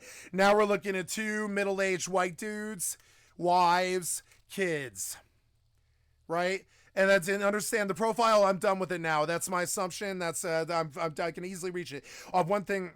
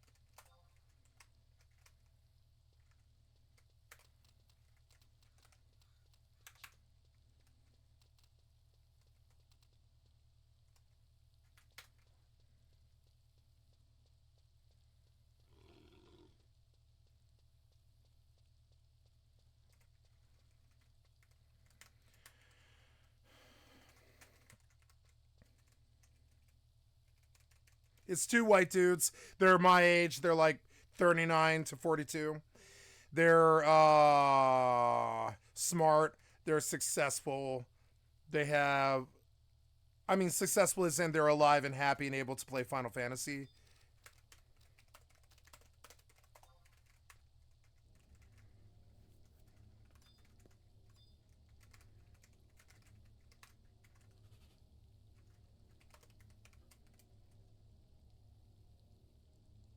Incoming trade.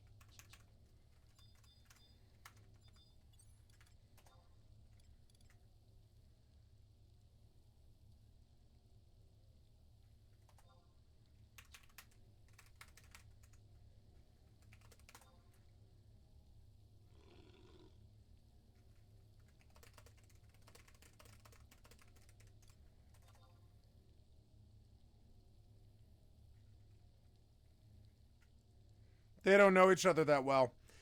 Totally wrong about any of the assumptions. All of them were bad. White, middle-aged American boomers, drunk, Saturday night, chasing Octave Club, like me. They were exactly like me. Sometimes the assumptions can run wild in your not in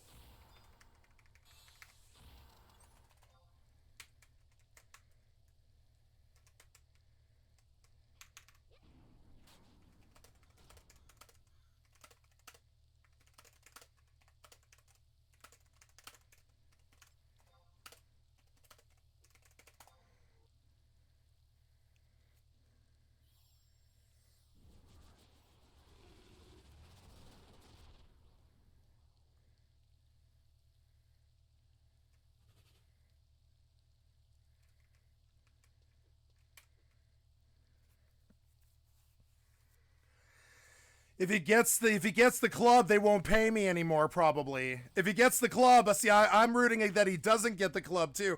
And the psychology of that is bad. I'm putting it out to the universe that I really want him to get the club. I don't care if he stops paying me. I want him to get. I want them to get their club. I want them to get their club. I do. I want them to get their club. I really do. I put it out to the universe right now. I want these homies to get their club. I really believe in it. I want these homies to get their club. I do. You know.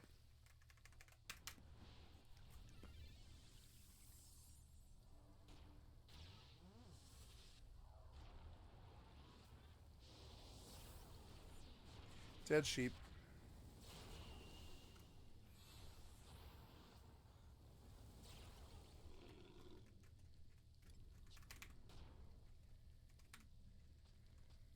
Incoming emote.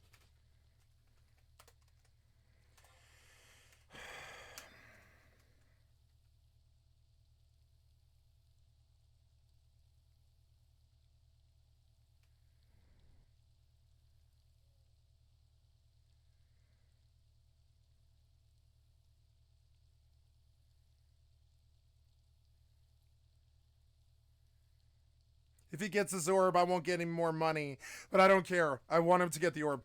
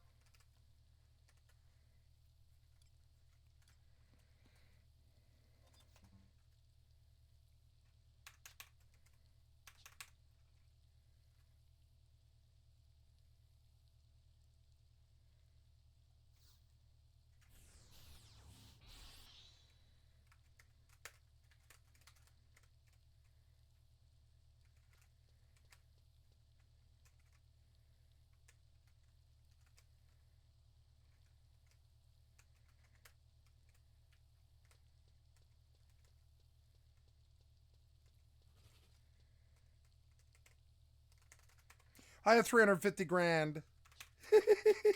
When I woke up today, I had 40 grand. Now I've got 350 grand. I'm gonna make so much money.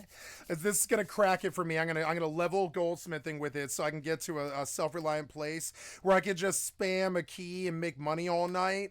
And I'll just print money. I'll get into the silver market and I'll just sell silver the rest of my time here. I'll just buy beast coins and rings. And I'll disenchant rings, and I'll melt beast coins.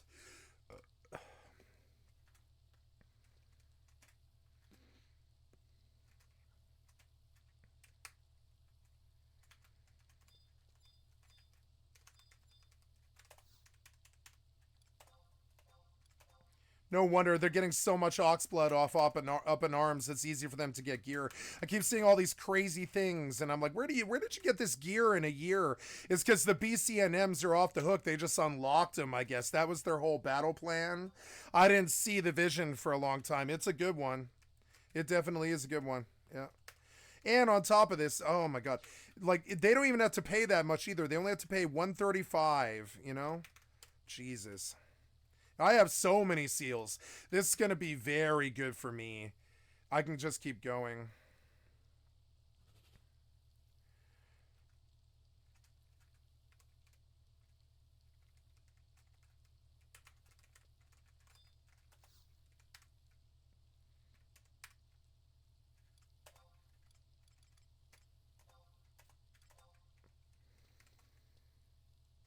All right, the old orb.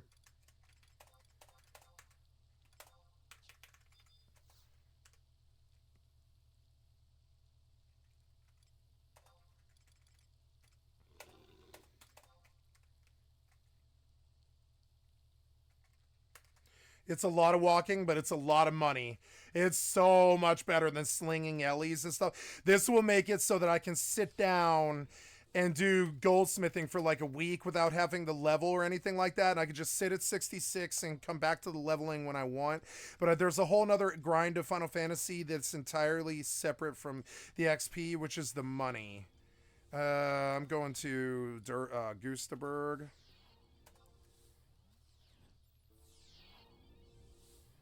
Yep.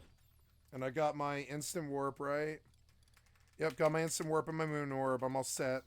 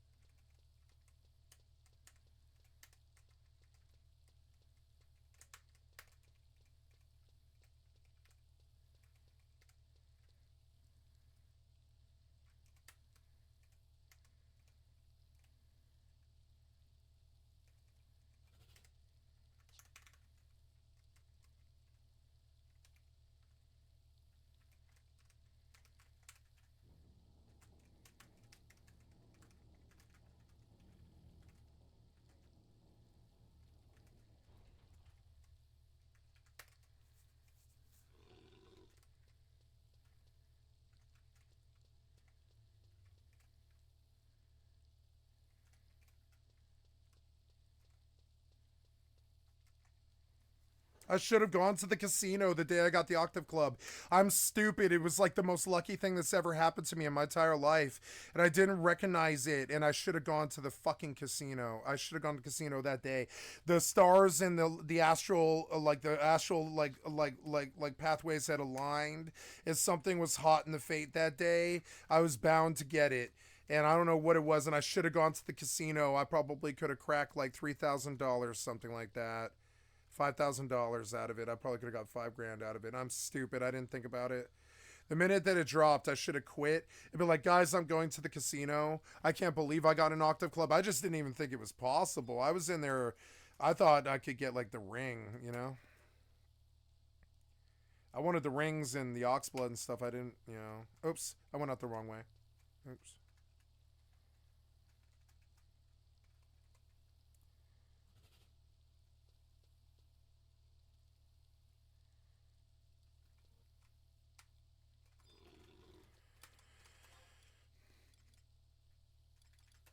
Look at what these poor guys have to do. They have to pay millions and millions. They're going to pay millions. They're going to pay like 5 million to get this Octave Club. I didn't have to do shit. I didn't have to do shit. See, I was blessed. I mean, I mean, in the end, that's like hundreds of dollars kind of. And I mean, they're not buying it, but it's hundreds of dollars in gil. And just, it's like in real life interest, it's like equal to like a beater car. Like when that ring, when the Octave Club fell, that was like somebody gave me a car. It's that valuable. It was like somebody gave me a car. It was like winning a car in a fucking sweepstakes or something. It was so powerful. So it was the best luck I've ever had in my life.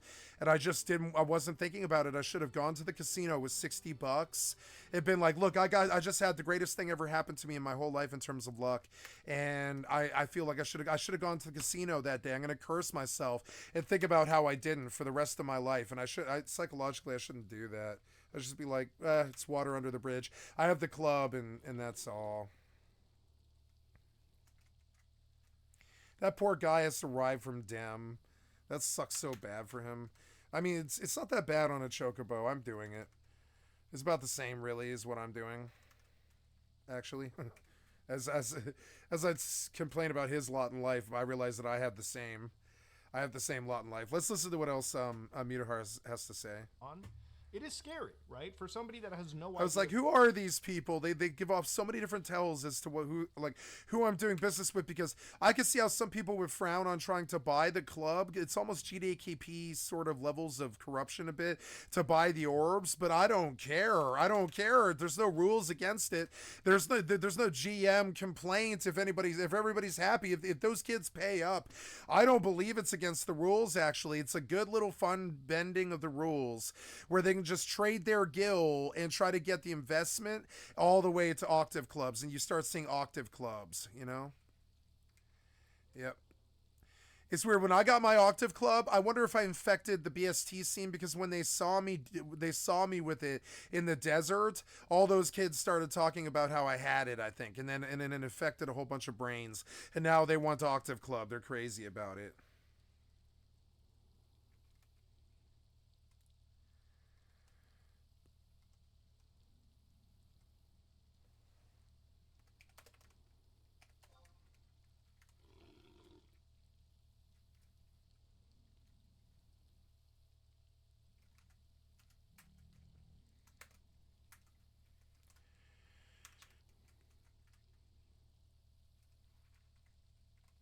Yep.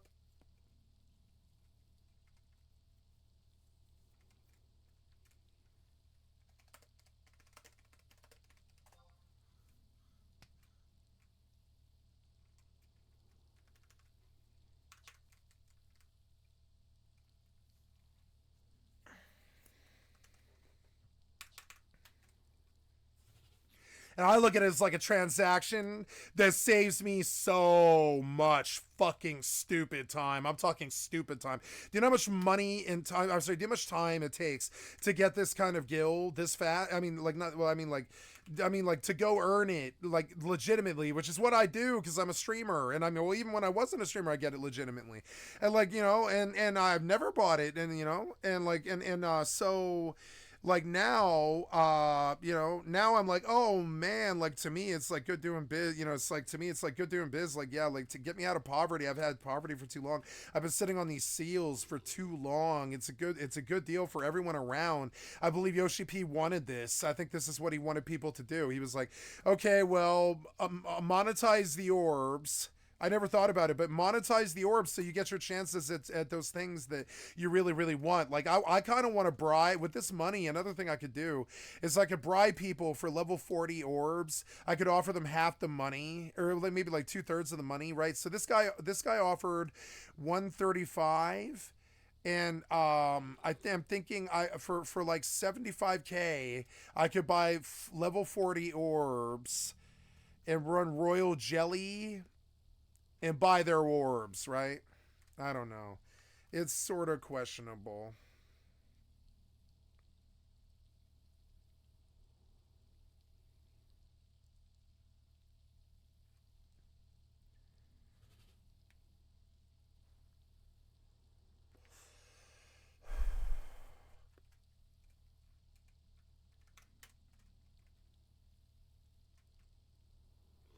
He seemed happy that he found 10 orbs. They must have had like some problems getting them, I guess. They might have to go through like 100 or something like that. I bet he already has gone through like at least 10 or 20. So they're thinking it like they're looking at it like, oh, I'm probably like a third of the way through this, and eventually after 100 orbs, you're gonna see someone's goddamn orb drop, someone's Octave Club drop. And this is how you get it. He's going about the smart business way of doing it and not fucking around with the RNG. I just ran it up in arms by mistake, essentially.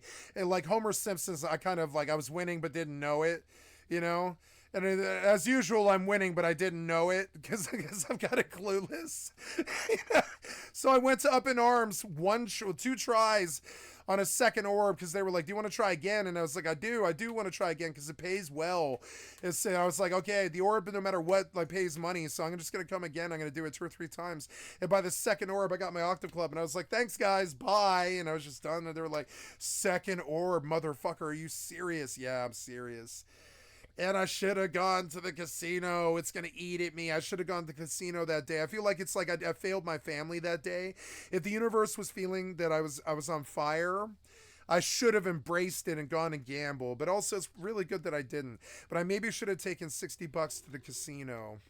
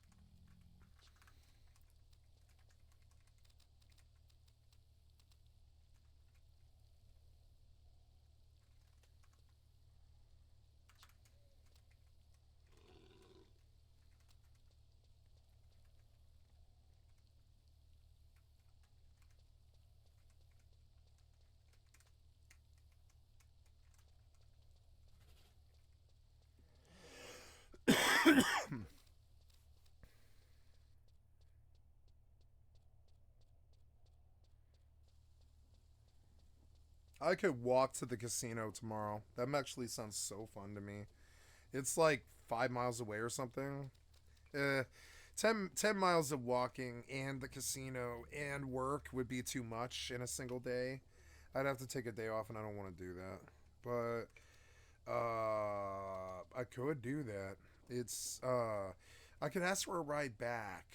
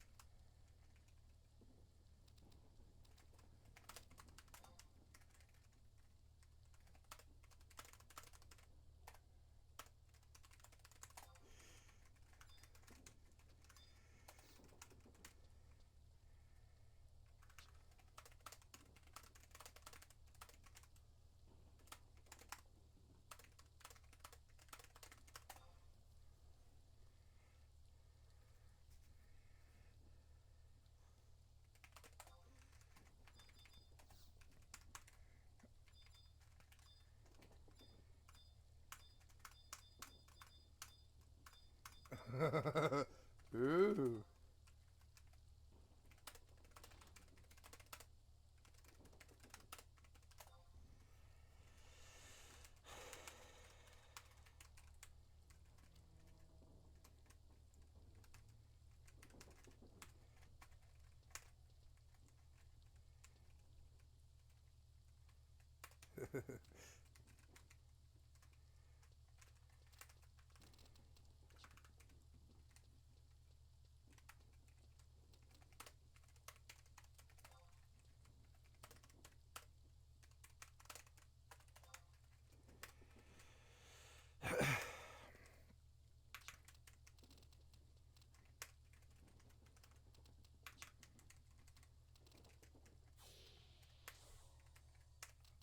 Oh.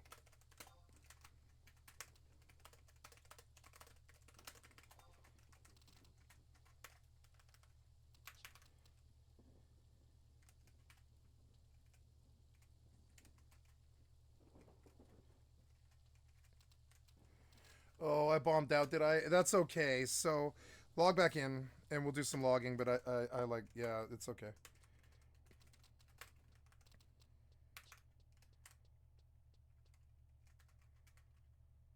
I'm gonna get 50K.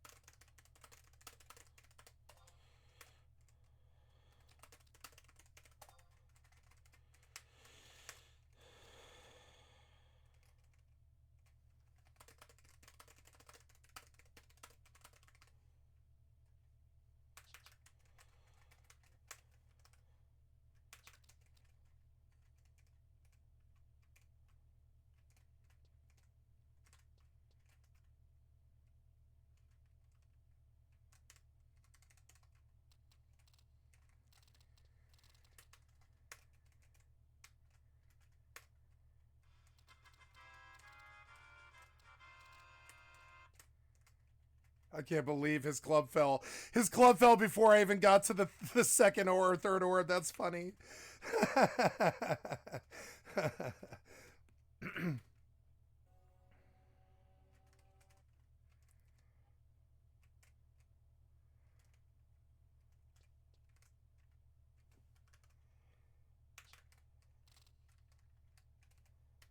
Shit, I might go to the casino today.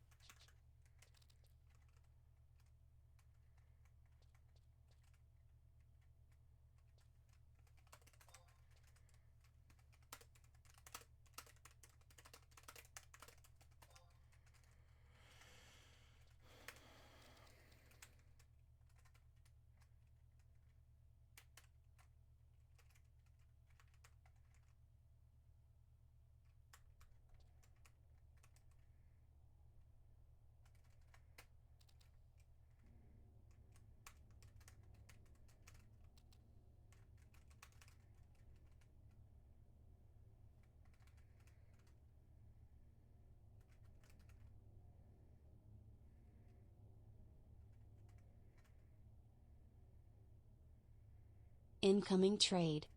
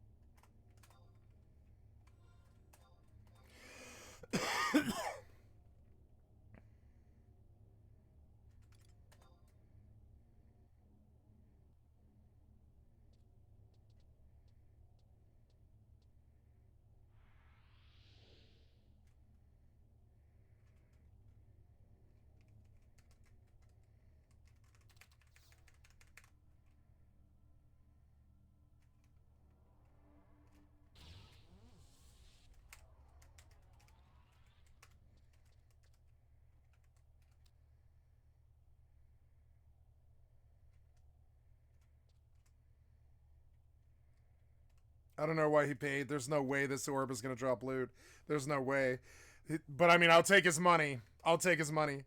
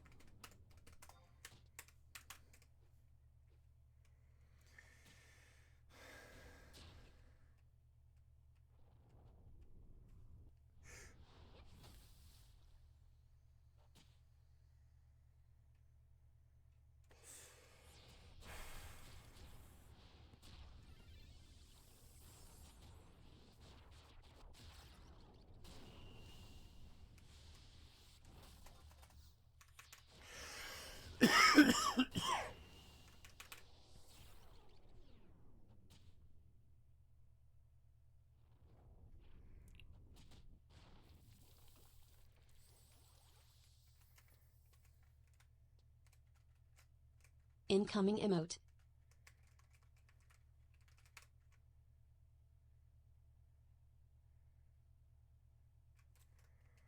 $498. Look at that. I have 500k out of nowhere. I'm so happy. I can just sit there and craft for a really long time and I don't have to fight for like 3 days. And that's so awesome to me. I can play other games and stuff. Big money, big money. Come on.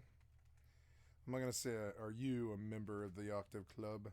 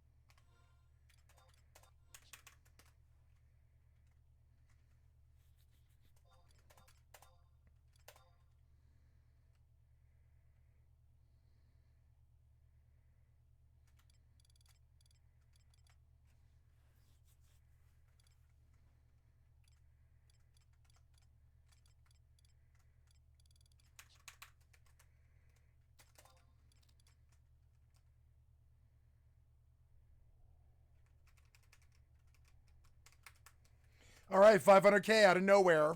Oh, yeah, baby. Oh, yeah. Taking this fucking money. Taking this money. Getting this money. I'm going straight to the Goldsmithing Guild. It's going right into my veins. Going directly to the Goldsmithing Guild.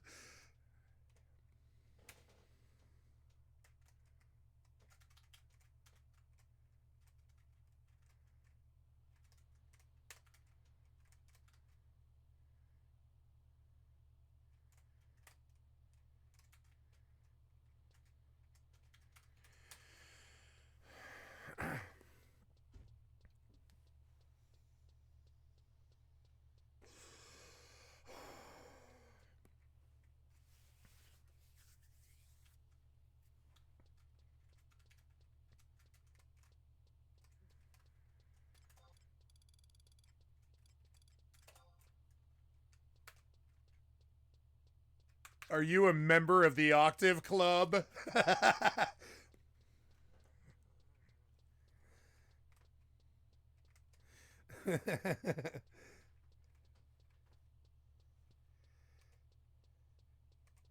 When people ask, that's what I'm going to say. I am indeed a member of the Octave Club.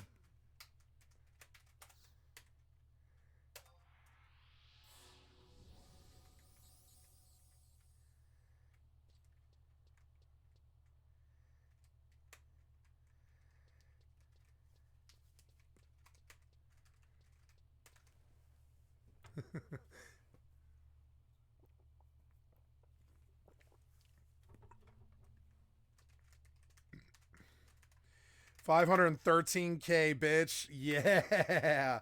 I should look at earrings. There's holes in my gear that's kind of sad. Man, what a good day this is. I should go and look at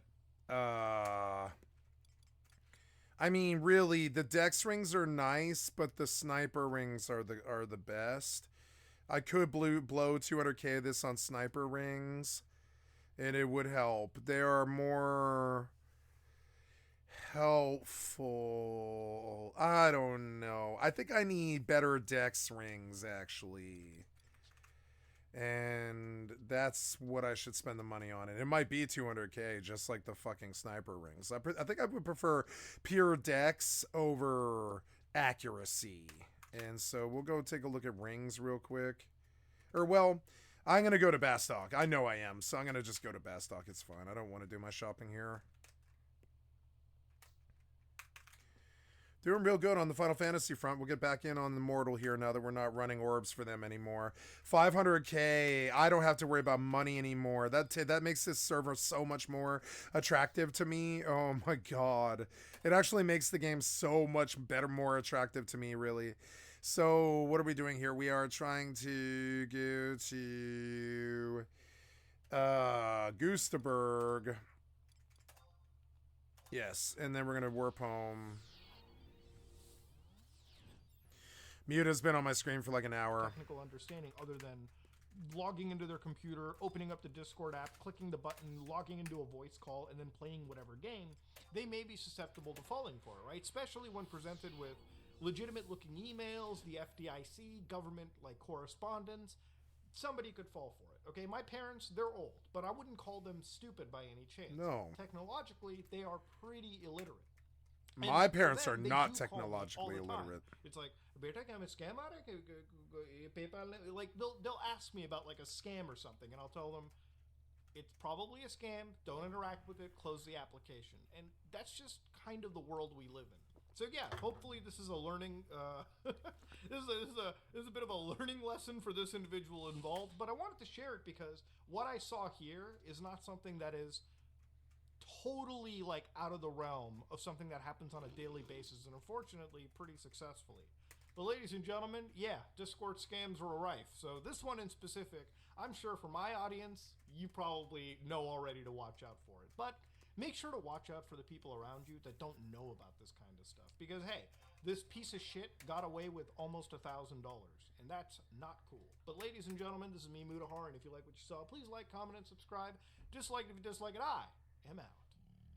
Conflict tourism is a burgeoning new genre of online content that I am really interested in. Good morning, guys, from Kabul, Afghanistan. We are leaving the capital city and heading to the north, into the mountains of Afghanistan. It is incredibly exciting. People basically go to areas where you shouldn't go to because it's so dangerous. Visiting Yemen as a tourist is more dangerous than Afghanistan, Somalia, Libya, and Syria.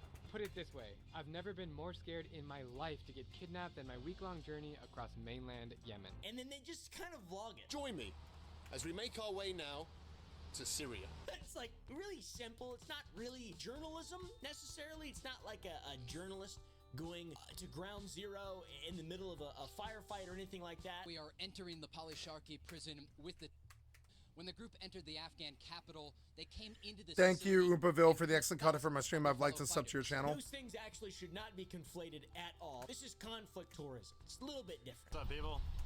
Another day here in Tijuana. Tijuana? Central District. You fucking idiots. Normal people want to witness the grandeur of the pyramids or the Amazonian rainforest. Or the potentially bars of Chichen Itza, Tijuana. maybe even the Taj Mahal. Then there are those who tour the less beautiful aspects of human civilization. Today, we've gained access to one of 4 gangs that are constantly fighting for power in the Rio de Janeiro region. Oh, good. And they're showing us their entire operation. And a lot of these guys are YouTubers and those are content. Okay, that's basically it. So, and also, most likely, whatever markets, military surplus place, and there's an underground black market where you can buy guns, weapons, everything. We'll show the photos on screen now. But the thing is, 1,200 for those, the damn. few photos we did take, I couldn't take many. Yeah, because we can only stay there for about 10 minutes before people start chatting and going, these people don't belong. And then there's me, who goes down to Branson, Missouri to visit the whodunit Halloween murder mystery dinner experience every single year with my family in tow in my RV. And we go down there and we have a hell of a good time. I don't actually go there. That's just kind of funny though to say that, you know, and live. It's a real thing though, by the way. These fellas are insane. They go live with the cartel. For the next 100 hours, I will be living with the most dangerous cartel in the entire world. The only thing the world knows about these guys is that they're some of the most ruthless killers that exist. They go to the most dangerous cities or parts of large cities that are known for crime rates. The place we're going to go to is called Tepito, or colloquially as the Barrio Bravo, the fierce neighborhood. Or they just go to war-torn areas. Welcome back to Kharkiv. You can see behind me, this building was bombed less than 20 Silver ore or silver beast The main coins. guy we'll be talking about today because he's fucking been in the news for recently being kidnapped is your fellow Arab. I need an He instant went warp to scroll. The cartel and I'll hung forget out it. with them. For the sake of documenting a never-before-heard story, over the next 5 days, I dance with death. As we I climb will the ranks flag up, yeah. of the cartel. In part 1, 2, and 3, and amongst many more, he's just chilling with the cartel. That's awesome, man. I love that. That's great. We survived the first 4 days. They'll allow me to interview one of the world's deadliest hitmen, a cartel sicario hidden deep in the jungles of Michoacan, one of Mexico's deadliest states. There are other fellas on YouTube like this guy inside Barcelona's dangerous tourist zone, 300 robberies a day. So I went to Ukraine during the war, walking Ukraine's destroyed streets in war beyond words. This seems kind of weird to me. Like the Ukraine thing seems kind of bizarre, but I don't know. Once again, there's a massive difference between YouTubers going to war-torn areas to vlog. Look at this building. I lost that one. Beautiful historical building here, just torn to shreds.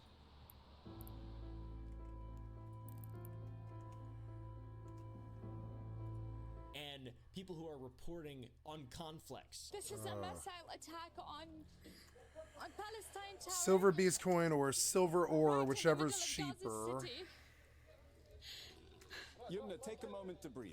Take a moment, you and your team. Now, if you want to do this yourself, here's a list of a bunch of fun places you could take you and your family vlogging channel to get some really good content. Have a nice day in South Sudan, or Burkina Faso, or even Venezuela, or Syria, or Libya, or Sudan, the normal part of Sudan, or Yemen, or Iran, or Burma, or...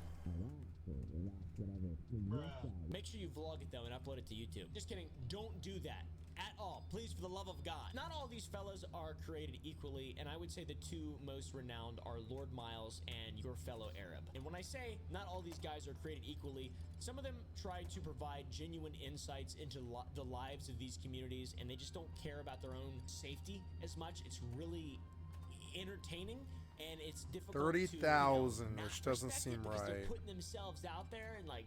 There's way easier ways Why to would make that money be the and stuff. case? And then there's other people who are just worshiping the almighty dollar. And yeah, we'll be talking about all this today.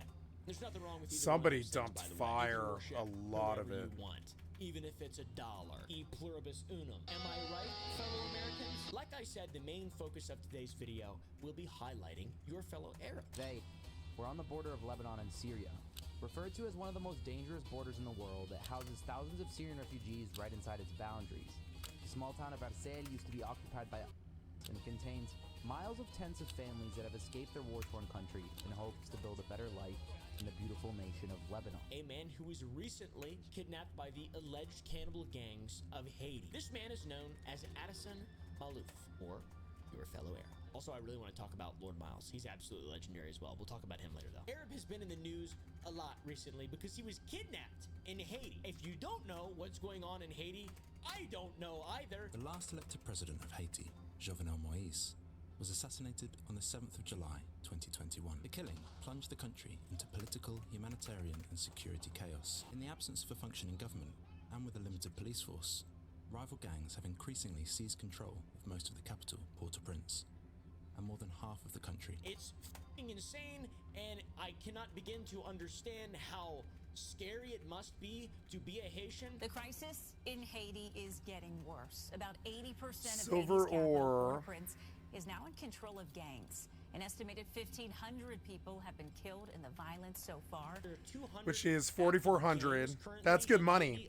Yeah, 4,400 for silver ore or silver beast coins. Currently, there are around 200 gangs operating across the country, with many in the capital, Port-au-Prince, controlling large parts of Haiti's Nope, economy. we're going with silver ore here, so that's They okay. profit from kidnapping, raiding businesses, as well as Silver food, ore is good, while fuel, fire is and other cheap. That's supplies. good, that's good. They have also taken So, control silver of key infrastructure, ore. drawing income from customers. Now, I have water and electricity, 32 out of 55 and even bus spots. services. Plus, Haiti's Prime Minister Ariel Henry And announced so that he we was will stepping buy down, and that's not really 20, helping yeah, things, 20 to be honest. stacks. I couldn't imagine he chose a successor. 20 I stacks. just We'll can't. It's do so 2 more crazy that stacks all of this fire shit's going on crystal right and now. 18 The situation is stacks so bad of in Haiti that there is a silver level 4 ore. do not travel advisory for there because of there's widespread kidnapping, ransoming, etc., etc. Haiti has been bad for years, but this is a new development. There is now no elected controlling authority at all.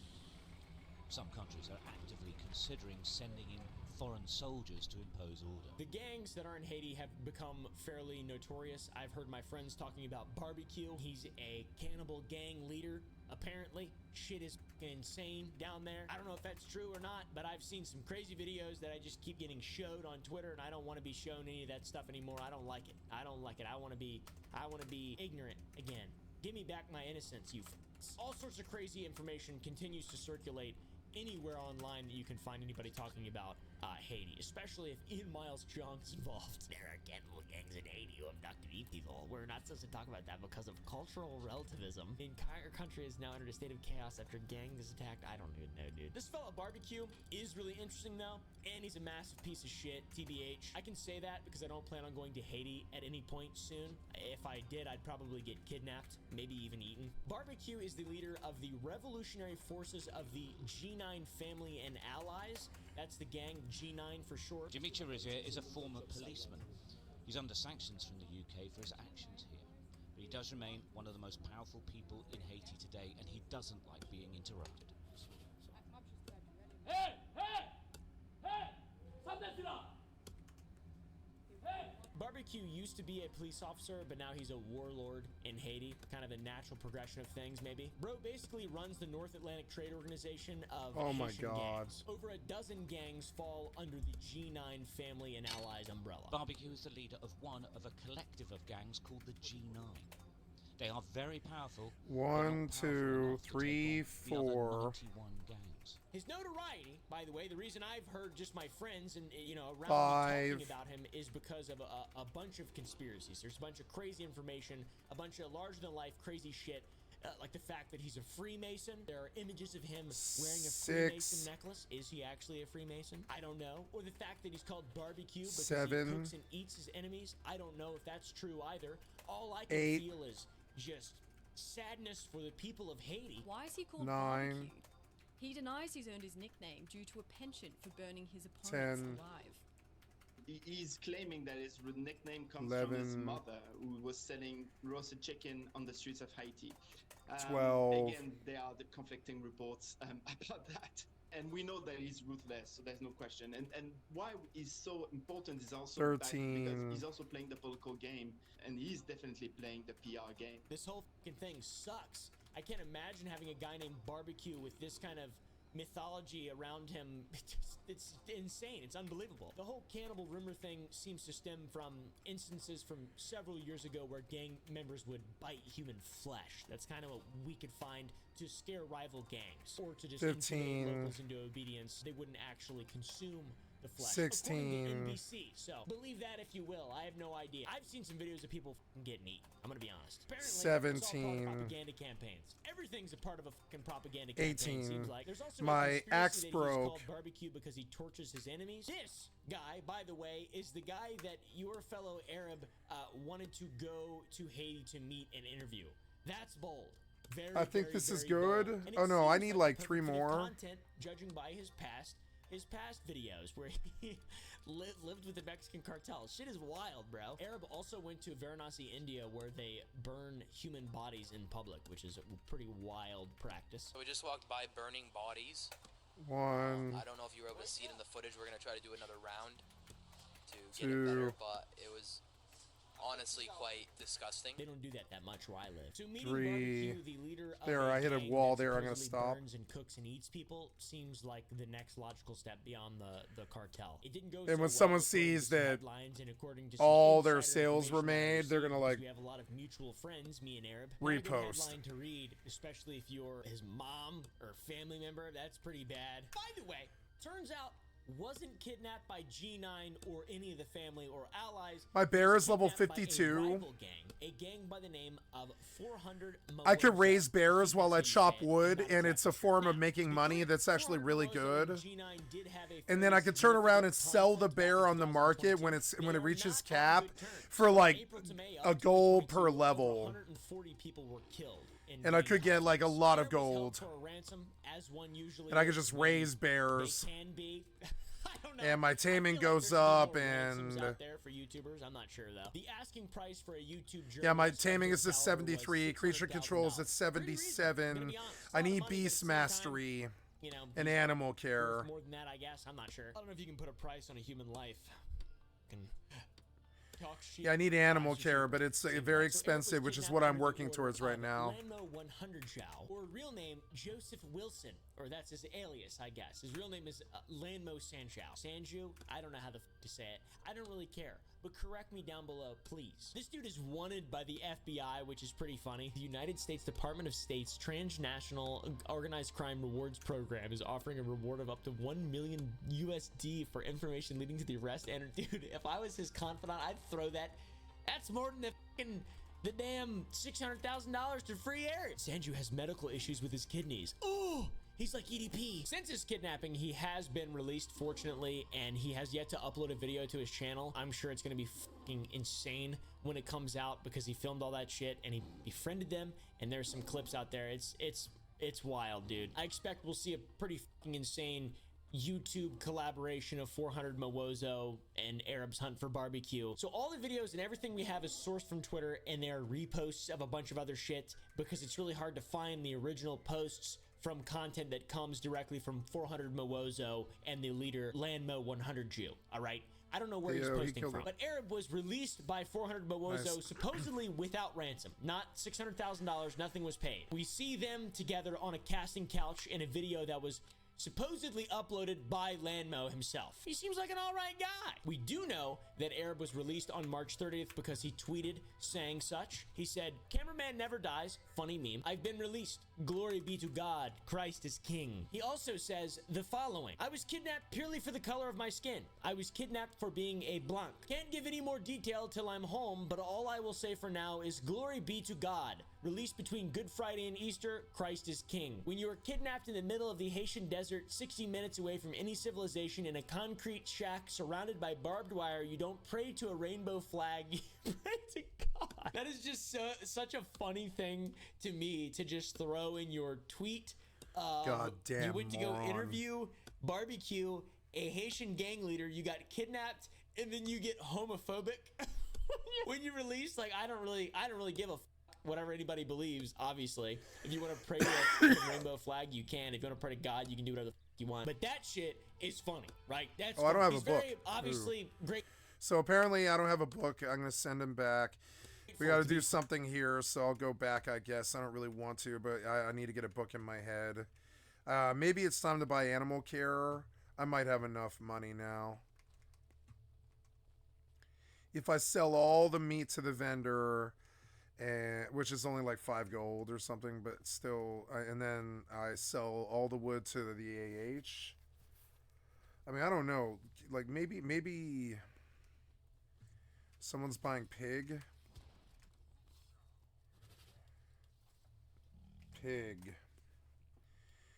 Pig meat. Oh no, I want buy orders, right?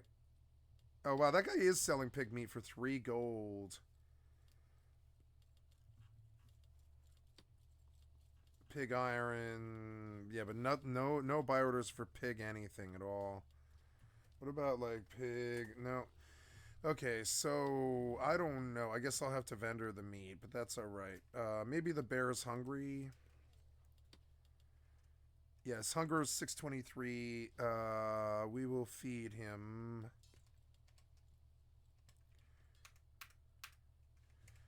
So on him is a lot of meat. So let's go to the butcher table, which I don't know where that is. The butcher table. I forget. Where's the butcher table? I can't remember. Butcher table.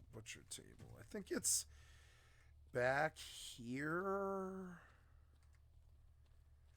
But I honestly do not remember. I better get on the bear just because it's faster. And we'll look around for the butcher table. I don't remember. I think it's like... Yeah, isn't that it actually? No, no, what is this? This is the... Oh, no, this is the library. Yeah, I need money to buy a book, I guess. But I do... So, yeah, that's not it. But the butcher's is in the corner on one of these sides of the town, though. I do remember that part. I think it's right here. No, that's the wood something or another. So... Isn't that the butcher? Yes, it is. Okay. Let's go use this, and we'll sell this stuff, and then we'll vendor the wood, or say we'll auction the wood that I chopped, which isn't that much, but I mean it is some, and I have more of it. So yeah, we'll put that on the bear for now, but the pig carcass. Damn it, you were supposed to be like up here, yeah, like right there. Pig carcass. Oh, yep, too much. Yep, sorry. So pig carcass, right? Chicken. And we'll open the butchery and we'll go Burr. Got butchery appliances. Butcher workbench to 50. Butcher workbench to 51. Butcher workbench to 52. Neonathi increased to 5. And all of this stuff will have to go on the bear.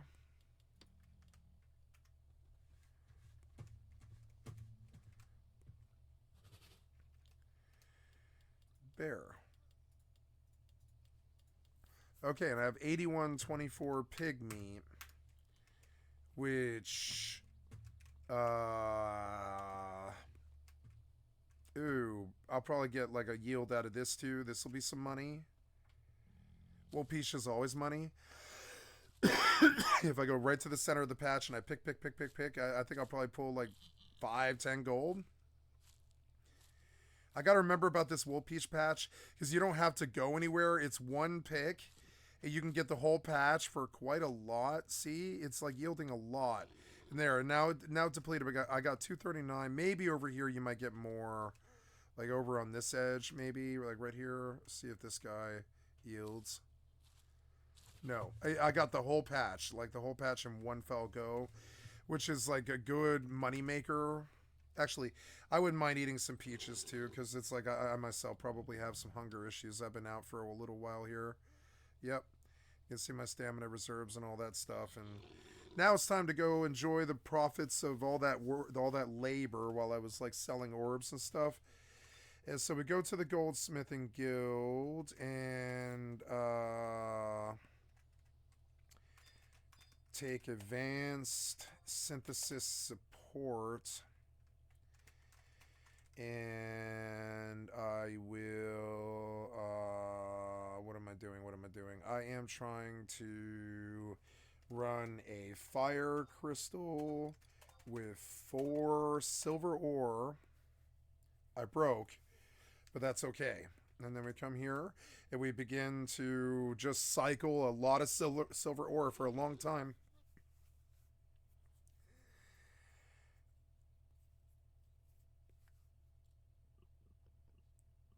There's somebody buying more moon orbs.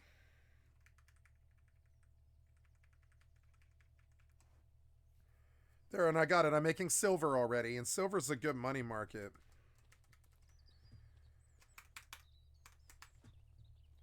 Oh, yeah. So get on the bearer. We got to get a book in my head, but I want it to be animal thingy. So we're going to go get that off the market, and I have to sell wood to get it. And I've been stockpiling money here, and I definitely have enough now. I'm going to buy it now, put it in my head. But I wanted to get this other book in my head first. Petrology, I think it was, to 70. I got petrology to 70, whatever that means. I don't know, but, you know, whatever. Okay, so, yeah, we're going to pull peaches. And we're going to pull heads, and we're going to just try and get all the guild together that we can get. And, yep, and we're going to take that, and we're going to take that. And we're going to take... Oh, I'm carrying too much. Yep, too much, I guess. So, yeah, with the wood, I guess. Yeah, we'll have to put the wood on the bear. Your skill has increased. Oh, good. That's good. So, and hopefully this will last for a little while. I am trying to get on the bear to B for bear. And we will,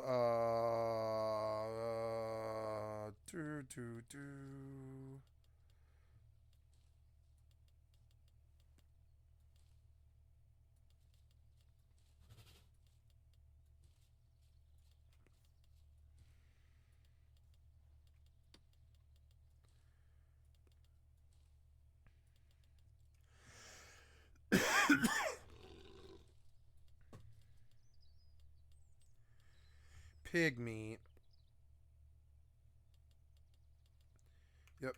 And so we'll go to the bear. I get nervous when I have this much loot, but it's all right. And we'll go and put all of this on the bear. And we'll deal with all of it, including you. I'm going to get on the bear so no one attacks it or anything. Your skill has increased. Nice. I like hearing that.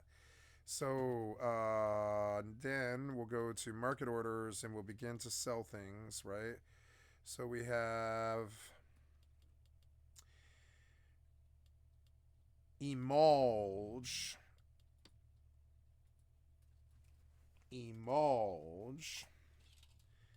for 3 copper. We'll take it. Sold. There's where did my money go? I don't know. But yep. Oh, I see. I didn't make the sale. I see. There we go. Emulge, 85 silver. Okay, then we go whitewood. Your skill has increased. And we go down to the bottom and we see 40 copper for whitewood. Whitewood. Oh no, it's got to be whitewood. Right? And then that was 28 gold. That's good. And that gets me to almost to the book. And then we had 3140 dapplewood. Your skill has increased. At 30. And we go shopping that. Dapplewood. There's another 9 gold. 167. We have full grain. Full grain leather at 4 copper apiece. Oh, invalid. Oops. There we go. Invalid. And bone tissue. Bone tissue. For 4 copper. Sold. This wasn't that much, but it's alright. And I wonder if they want tallow. Do you guys want tallow? No, you don't. So, chicken. What about chicken? Anything chicken at all? Chicken. Yeah, they like chicken carcass, and they pay for it. So I don't want to slaughter any. I do want to kill the chickens, but I don't want to slaughter. I don't want to skin them. So, okay, and then tribe rat heads will sell, but we also have, yeah, pig meat will sell as well. But we also need to sell wolf peach. So we'll say wolf, right? Wolf peach is up for 28 copper a piece. We're going to sell 284. There's another 3 gold or something, puts me at 170. We're going to look at animal. On the market, and we see animal care is sitting 172. 172, so I'm 5 gold short actually, and there's another 3 of it that I need. And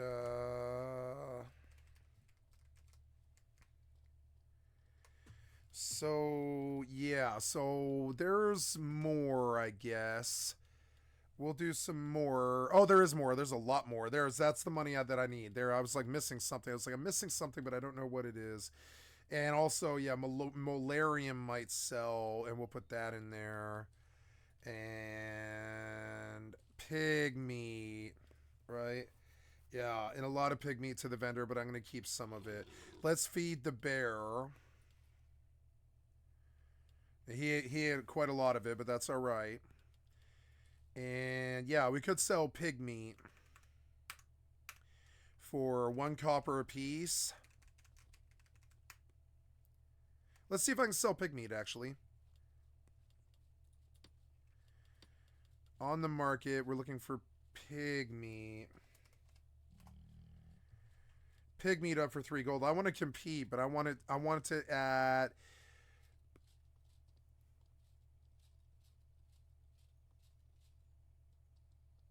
10 copper per. Items you are selling here. I want to sell. I want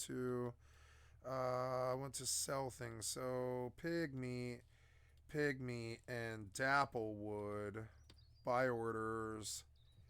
Dapplewood, and we're gonna sell to you.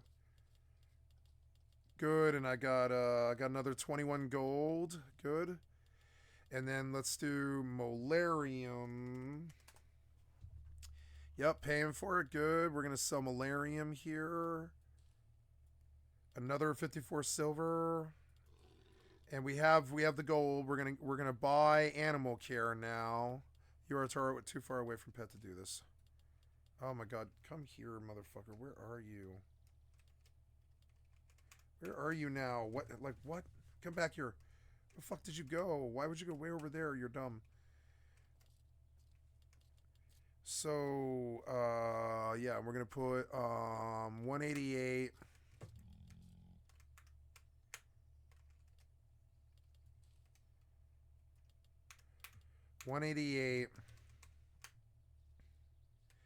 And we'll buy animal care. I get it in my head right away. Animal care, buy item. Get it in my head. You start training. Good. I've got animal care training, and that's very good. So hopefully that'll help me, like, with taming. So that was good. It felt good. I worked towards something and I got it. It felt good. Pig meat is the thing. I want to sell it on the market, and I guess I'm not really done with pig meat here. I actually have more work to do along those lines, so I will. And I want to sell pig meat for like 10 copper and see if I can actually get it.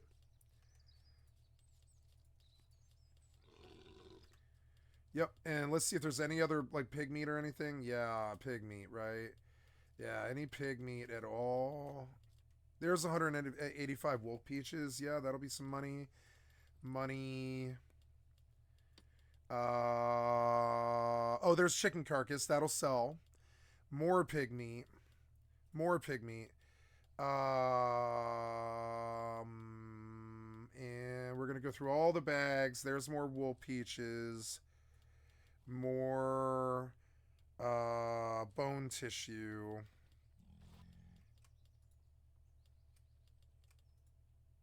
No. Yep, more bone tissue. There's more money. More bush pig meat. Dire wolf meat. We'll keep that around, you know. Yep. And then finally, I think that's everything. And tribe rat meat.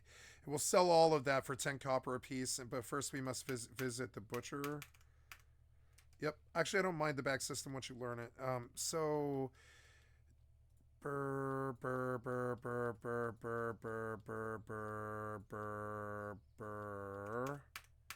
We put all that gold and silver away. So where did the fucking gold go? Oh, is it on the mount? It is, yeah. So gold and copper and silver and anything else here. No, that's everything. And we're just going to do the bags one last time to see if there's anything else that should go on the stack. I don't believe there is. I'm just double checking. Okay, get them all closed. And okay, and then we will come over and we will get on the bear. The bear is fucking loaded the fuck up, but I mean, I want to go butcher first. Oh, I should probably spin up her. Oops, I dragged the window by mistake. Stop. I want to go way over here.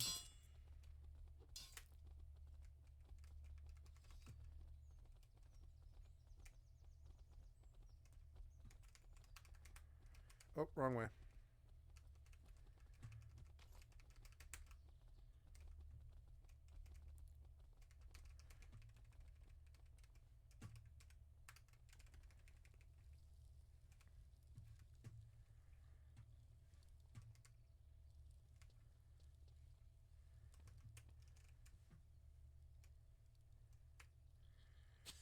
Okay, and at the butcher table, I will take all of that out. Oh, and I will hold to butcher. Nice, workbench to 54. Workbench to 55. Workbench to 56. Okay. And then we... Oh, now I need you to come back here, Bear. Where'd you go? God damn it. Where are you? There. We'll sell all of this, but we have one more trip to the vendor. I want to stack the eggs, and then let's see if the wool peaches have respawned. I don't think they would have, but you never know. Let's go see.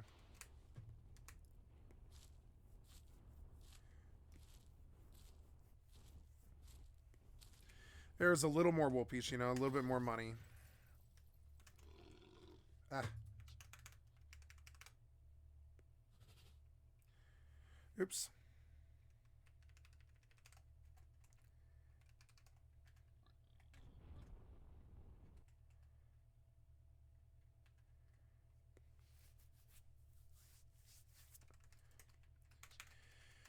So we want the advanced synthesis support.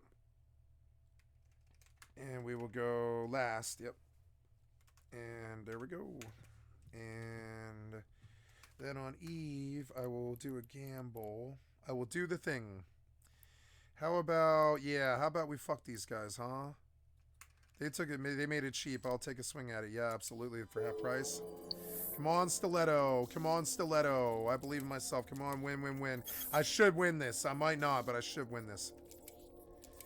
So, okay, yep. Oh, stop. I need you to actually look where you're going. God damn it. Ah. Oh my god, I didn't win it. Son of a bitch. Son of a bitch. Oh, which reminds me, I have to check my boosters. Oops, wrong one. Ooh, Surgical Strike. It'll be so nice when I get this stuff. Master at Arms for 5 hours. Hers is probably expired, so we'll come back and log in. I like having 2 accounts. Honestly, I wouldn't mind having 3, although it's just more micromanaging that I don't want to do. Here's more peaches. Peaches are just fast money, like, period. Your skill has increased. I'm going to take advantage of that. Picking peaches is a really good way to just get really fast money. Like, really fast.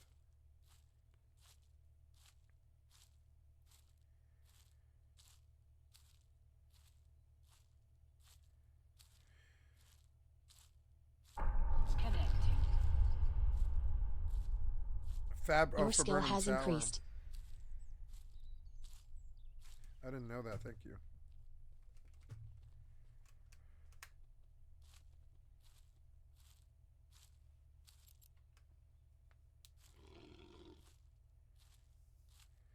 Yeah, it's good peaches. It's like fucking 10 golden peaches. It's worth it.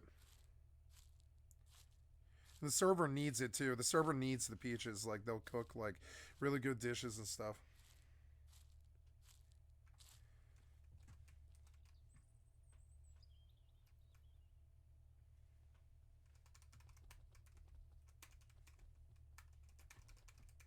Okay, Your skill has increased. Nice. And then we'll go run the Ooh, I got 0.3 off that one. That's good.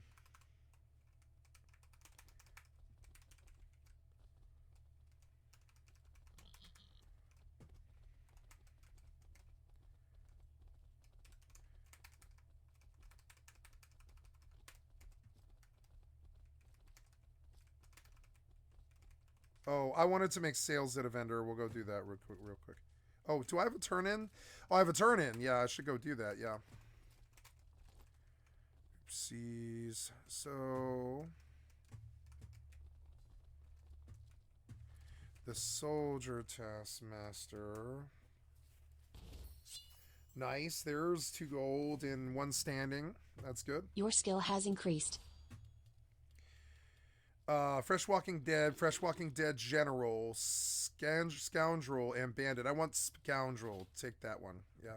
Scoundrel's good. We'll go to the sewers. Yeah, that sounds fun. Even if I lose this set, it won't matter. I could lose the bear, which is kind of bad. But bear could probably kill Scoundrels fairly well. Your skill has increased. Nice. Getting good skill up. Level 14. Nice.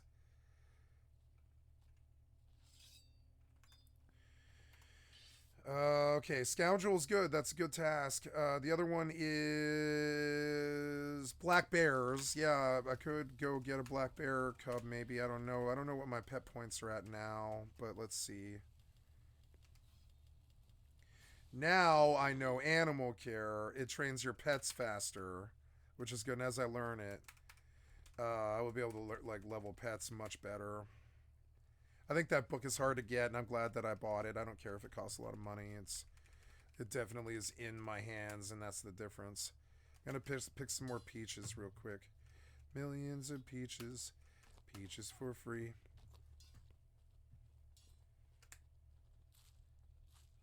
Oh, depleted. I guess I already did these. Oops. So, oh, are these pickable? No. I wish they were. Why not just put like stuff like that there? You're dumb. Like, fill these things with stuff that I can pick. But nope. So anyways.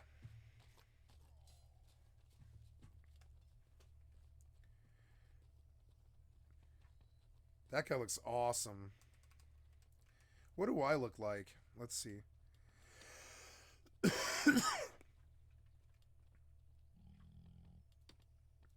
Yeah, I look fucking sweet. Yeah.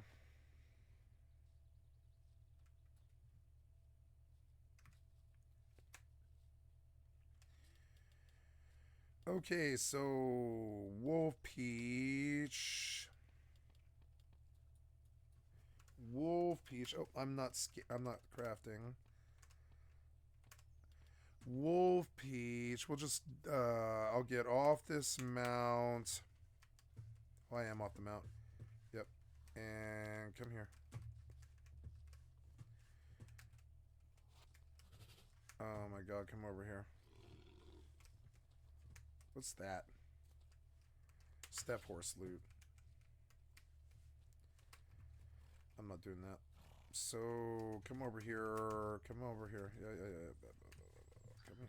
Come here. Okay, let's get all of this off of him.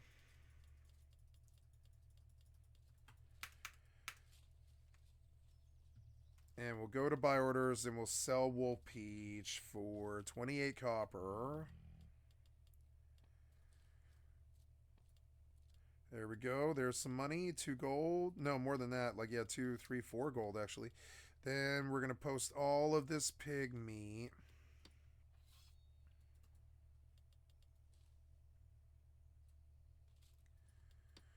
No, I don't. I want to sell items. There we go.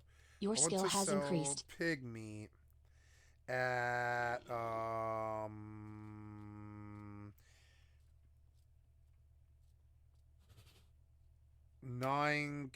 10 copper. 10 copper. Duration. I don't know. How many days? I don't know. 21 days. Yeah. And I wish to sell, yeah, for 10 copper a piece, pig meat.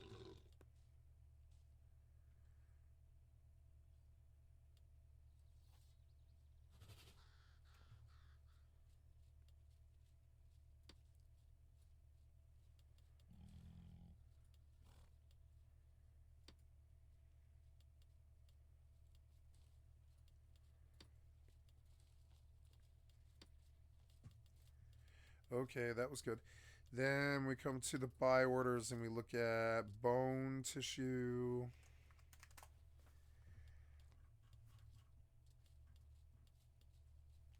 Uh, 4 copper.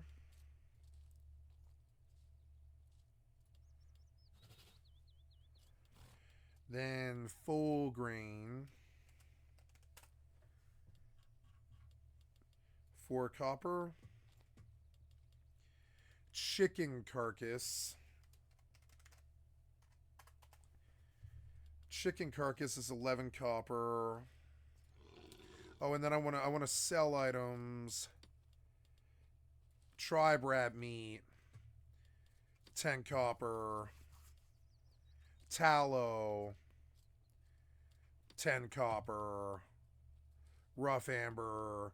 10 copper. Emulge I'll sell on the buy order. Chicken meat, 10 copper. Can I do a Silver Aegis? Oh yeah, you sell those, huh? What are those worth? Can you buy that? What silver stuff do you have? Silver Aegis? No, I don't know. I guess not, huh? Yeah, but silver transmutation flux. Okay, well, so then we're going to come to buy orders and we're going to say emulge. And there we have a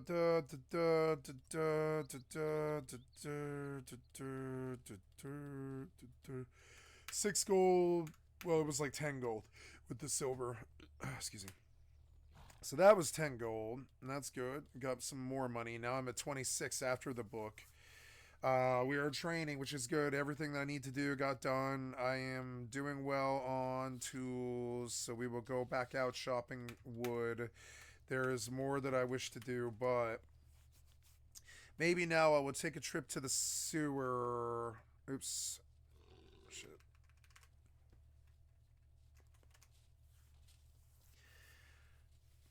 Maybe now I will take a trip to the sewer How are my bandages? 139, not bad. So yeah, I guess I could do a trip to the sewer. Let's go vendor.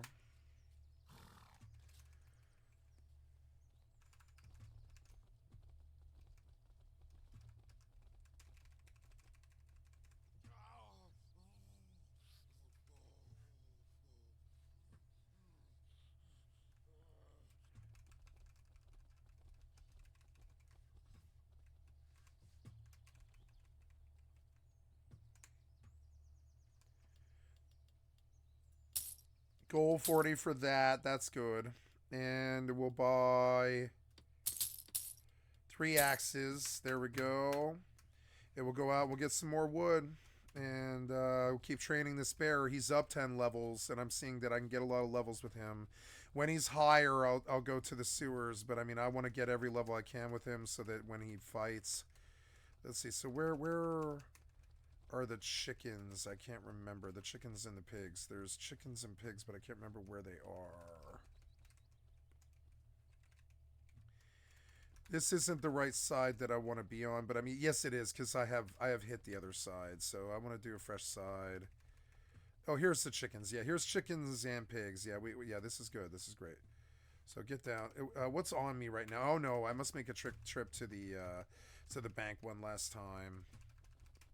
As I get better at this stuff, I'll play better. I'm just not really that used to it. Like their game, their version of it. I like this game. I think I'm going to set out like Russ, and I'm going to make my own personal home somewhere by a body of water and animals and things to fight. And that'll be tricky. I'll have to hunt the whole fucking area, but I'll work out a Fabrinum, and I'll forge a solo lifestyle. And I don't see why I can't. I think I've got the time and the interest and the money and all that stuff, and I see I could make this is what I had hoped that Shroud of the Avatar would be, but wasn't, you know?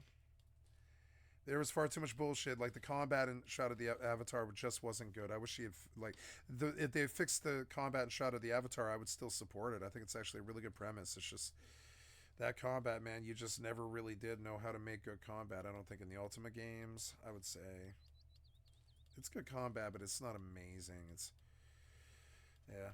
Anyways, don't wish to speak ill of Ultima. Ultima was a great game, you know. 14 and 6. That plain ring, I want to charge it. Yeah.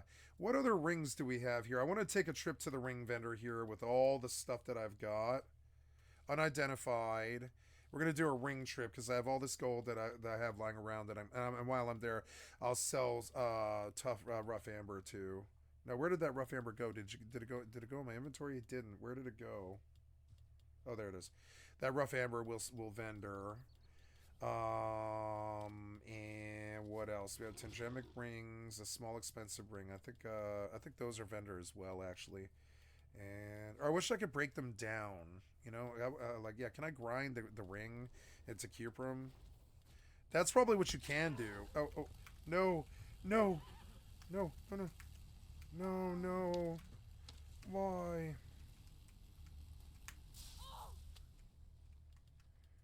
What the fuck?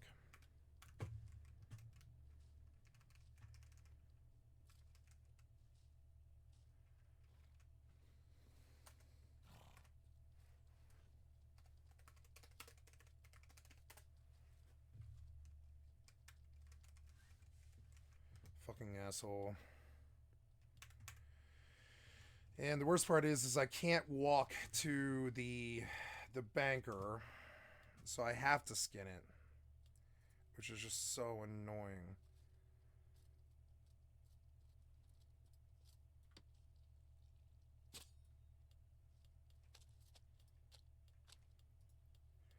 And there goes my bear.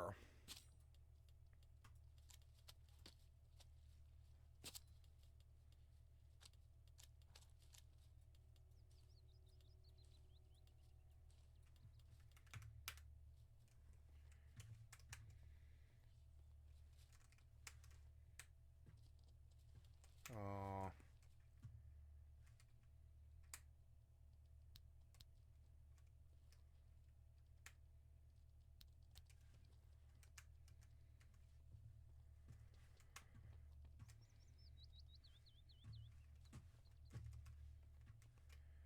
Why did you kill my fucking bear, you asshole?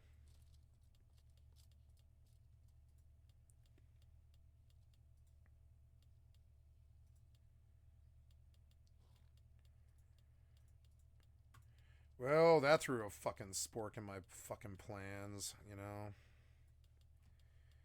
Anyways, I will go identify rings real quick just because I'm really curious to see what they are.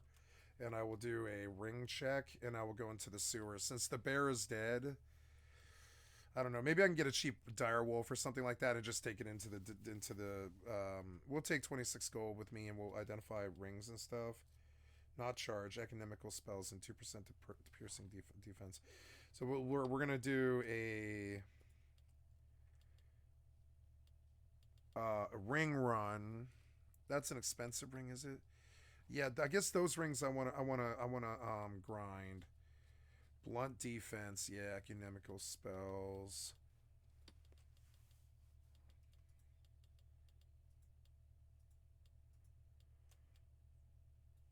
Is it unidentified? Yeah, it's unidentified. There's another piece, right?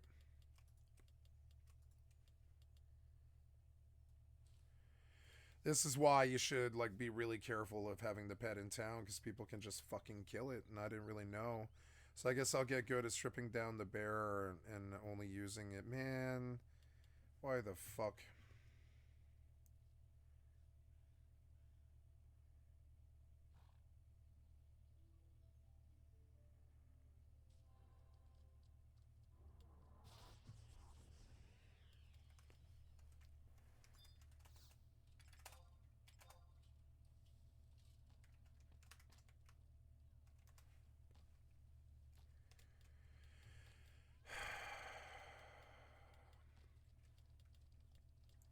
Fucking asshole.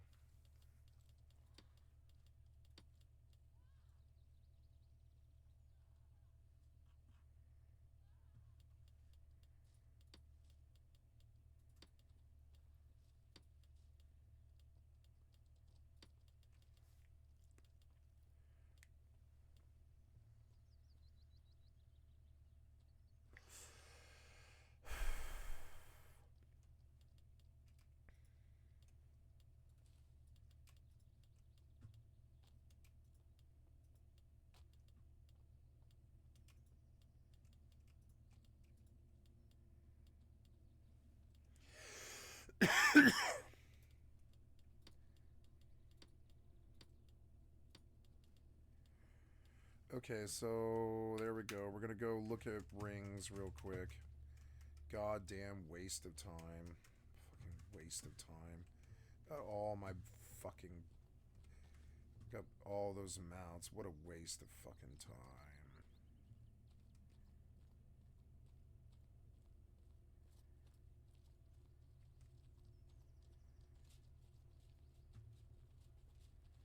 Whisper who? I'm going to the ring identifier. Oops. Now I've got to train a new Your skill bear. has increased.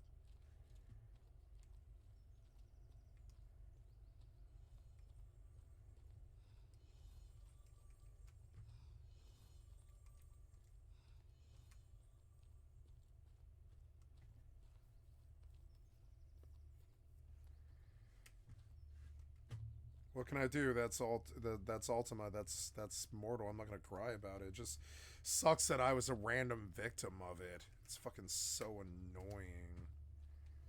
That element of the game is kind of bullshit. Like, I don't really think the mount should just be able to be bombed, you know? Like that. Now I'm kind of stuck with that amount.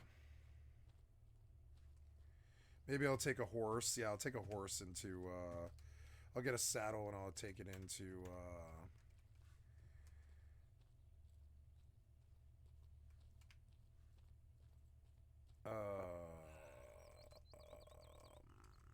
God damn it, I can't remember where the ring identifier is. It's down this alley, I know it is. And I passed it, I missed it. I want a beer, I'll be right back, guys.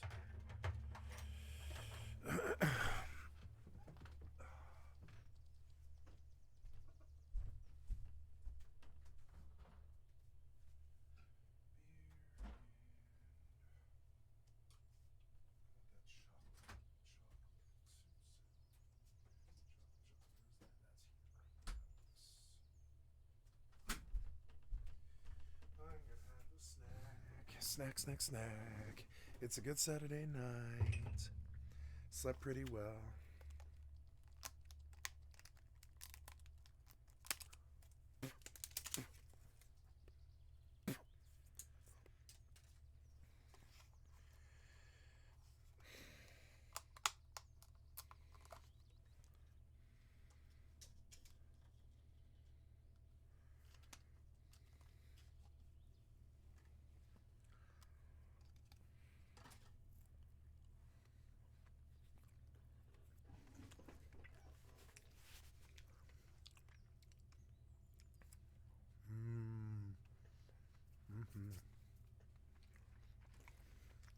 Sinfully good. Free, and it's hard, you know, I respect that. I would be as well. You can tell probably by the rainbow flag comment that this comment overall received quite a bit of criticism. We start with the fact that there really isn't a desert in Haiti. The closest thing would be a savanna. Apparently, some geniuses, some biome experts. It's just an area that's semi-arid and hot. It's not really a desert. One, there's no desert in Haiti. Two, eat shit. These people just wanted him to die, it seems like. I'm not really sure. To me, I'd say it's completely forgivable to say desert. I don't really know. I'm not sure. If it really matters, he was still kidnapped, it seems like. Maybe he wasn't. Maybe it was a stunt. Maybe it was fake. Who knows? It's good views. It's good content. He made headlines. He crossed into the mainstream. It'd be genius. You could befriend a Haitian gang leader. Maybe you go in there, you go to Haiti, and you're just like, hey, dude, I'll give you 500 grand if you pretend to kidnap me for a while. That seems risky, though. A lot of people also think it's scripted because it seemed like he befriended the gang members. There was a video that was posted to TikTok by the gang leader, I think. I don't really know. Hey, what's up?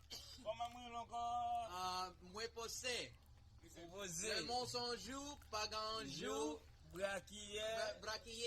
Non, not braquillé. Buy a plan. Braquillé, pape, vrepe. It showed that even though Arab was kidnapped, he was treated as a friend and was taken care of. He was smoking a cigar, drinking a beer, he's got a bed and some homies. All right? It's all a man needs out in the deserts of Haiti. I am currently kidnapped in the middle of nowhere, Haiti. But we're friends. We're homies. Cheers. He gave me a cigar, beer, I got my own bed. Okay.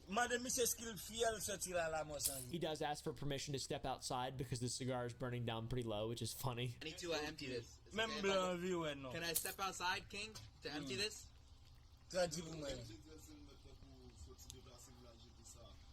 No, c'est fatigué. Mettre la gueule à terre, comme ici.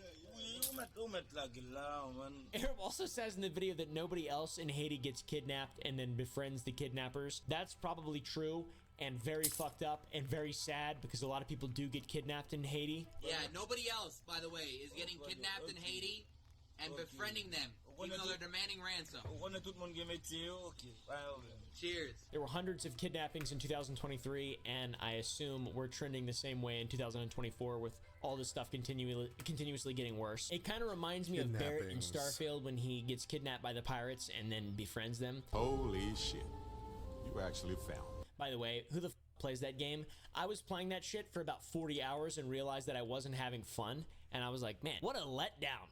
Holy shit. After Arab was released by his friends in 400 Mawozo, he was then jailed by people in Haiti who were trying to scam him. I'm in jail right now. Okay. So looking at rings, our first ring is not charged. It's got 1 raw intelligence and loot luck. It's bound to be good, and I want loot luck. So we're gonna charge this trinket.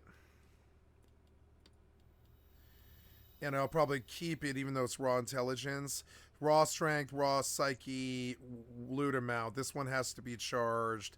This one's good. This one's going on me right now. This is a really good ring. Well, I mean, psyche isn't amazing, but strength is. So the current rings that I have are 1 to psyche, 1 to piercing damage, 1 to psyche, 2 to max health, which isn't amazing. So we're gonna do this 1 strength ring. This other ring is unidentified. We'll identify it. Oops, wrong one. 1 strength, 1 con, 2% trinket effect luck, 1% piercing damage. That's perfect for me, so we will charge it.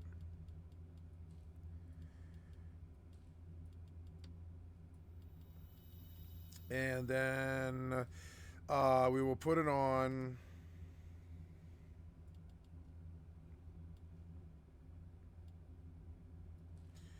And we'll sell this one with 1 charge. 1 strength, 1 con. Oh, yeah, it's real good. It's real good. So, yeah, 196 constitution, health, stamina, carry weight, and armor weight, all of it, right? And so that's good. And we have 1 strength, 1 con, 1 strength, 1 raw psyche. The other ring that I have is identify. Unidentify. We'll go identify now.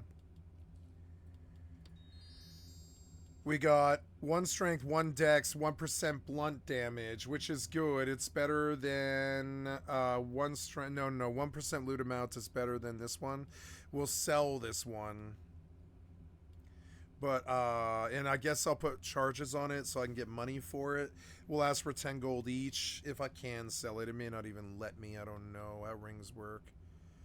So, loot luck, but it doesn't have stats that I really want. This one's okay, but it's not amazing. This one's okay, but it's not amazing. 5 to ecunemical spells and piercing damage. I'm currently wearing one that is not charged. It gives you +6 blocking, 2% blunt defense. Blunt defense seems super good, actually, so we are going to look at the other one. Blunt defense, piercing defense, blunt defense, piercing defense. It's all ecunemical spells. This one's blocking and blunt defense. So we'll definitely... oh, here's another plain amulet that has been unidentified. It is 13 advanced creature control. Creature control. There, that's huge. 5 spiritism and 2% necromancy damage.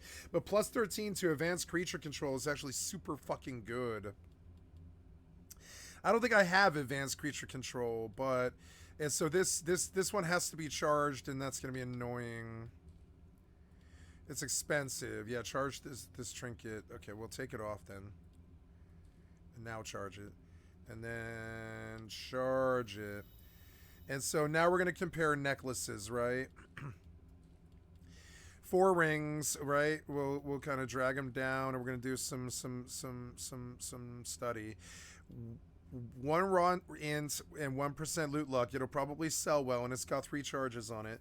Piercing damage, psyche, max health, strength, dex, blunt damage. Now this is pure, it's a pure ring, but I don't need the blunt damage. I need the strength and the dex, which I believe is almost, I mean, no, this 1 strength, 1% loot amount is actually better, and trinket effect luck. So, yeah, cool. So, all of these can be sold, and I thought I would charge them, but actually I don't believe I will. I'll just put them on the market as they are. Not charge, not charge, not charge, not charge. They can charge it. I don't, well, I mean, yeah, they can charge it. I don't want to. So, I spent some money that I shouldn't have spent, but that's all right. We learned. I've got to get a new bear, and I guess what I'll do is I'll go train a bear. And I'll go to the animal mission. And that sucks, but I mean, that is the reality. That's what I'm gonna do. Ugh, fucking asshole bombed my fucking bear. Such an asshole. I'm learning now to put the bear away when I'm in town or lose it.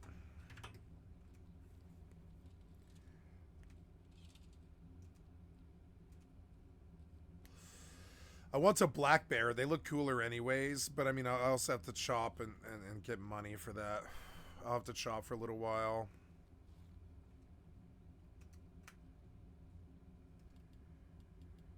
So, can I sell these? No, I want to go to browse market. I want to sell items. Oh, yeah. No, I'm going to do you. I want to ask for 10 gold. Sell.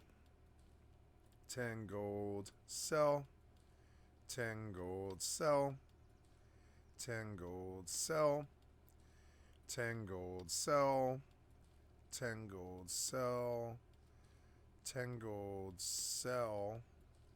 10 gold, sell. That cost me some money. Cost me 4 gold to post all that. But hey, if I get like 60, or well, it would be 80 gold, it'll pay. It'll be worth it. So I now have some enchantment charges, and we're going to go put those away. There's that and that and that. We will go try to tame a bear, I guess, because I would prefer a black bear. I don't know if I have the taming to do that, but we'll try. I'll take a horse to do that. No. That doesn't really make sense.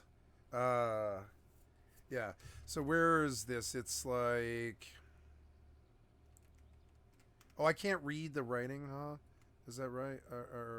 Well... Oh, there we go. Black bear. Oh, I see. I'm sorry. So... That's the center of the dial, actually? Yeah, I think it is, actually. That's crazy. It's, like, weird. So... I can't have this here. I see now that I don't want that there. So we are going to put it down here, I guess, as close to this as we can.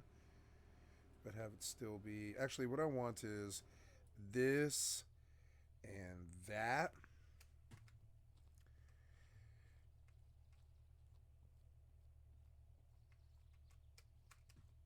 Yep. And I guess I'll go take a look at what I have in terms of animals. I've got, yeah, so and we'll just see what's on the market, because if I can afford something, I will.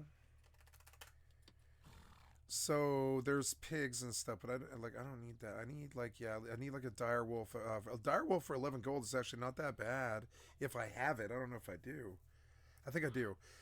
Could buy a dire wolf for 13 and take him. No, I'll just go tame a bear. That's good. Where is the? There's the soldier task, but I want the black bear task, and that isn't that far. How are we looking here? Yeah, we're all right. Yeah, we're good. It'll be annoying, but yeah.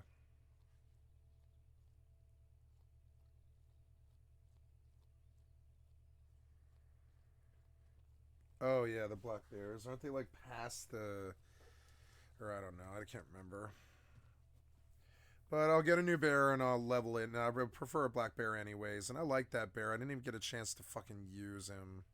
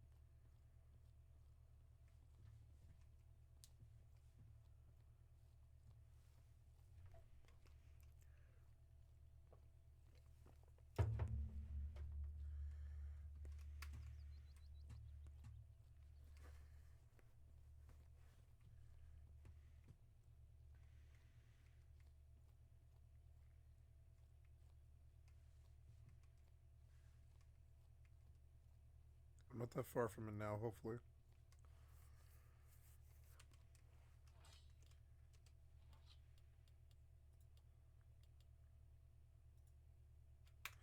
Let's fire up here. I can't believe I have 500,000 gil. Makes me so happy. I should have gone shopping, but I mean, first we work.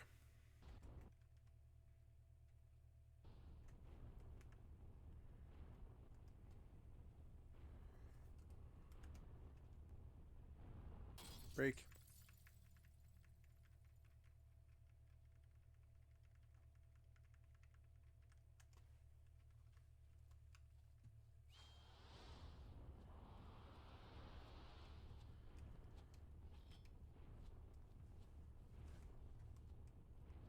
Something's happening in that house. Your skill has increased. I don't want to know what it is.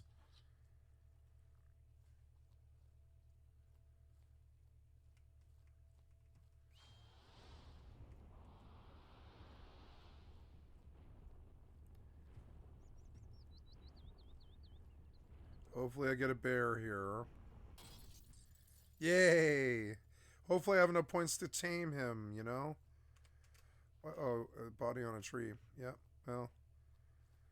Okay, you. You're perfect.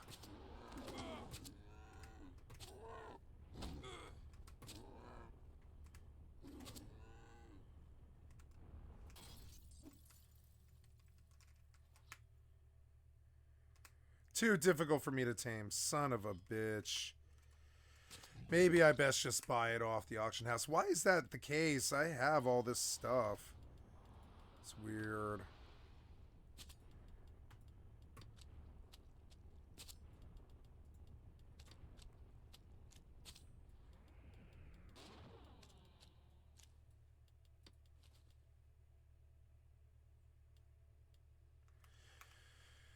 Well, is there any other bears? I don't think there is. I don't really believe this is a lead. I'll have to come back and get this kill once in a while for a while. Because they don't spawn. I will need 4 more, and I don't even know where to get them, really. And, you know, this isn't it. Oh, my bandages are not on me for some reason. So stupid. Well, that's an issue I gotta address. Why did you bomb my bear? I worked so hard on that motherfucker, man, for like 2 days. I want to complain, but I mean, that's what I get. I didn't put him away because I don't value him, I guess. You need to just come to the bank and dump.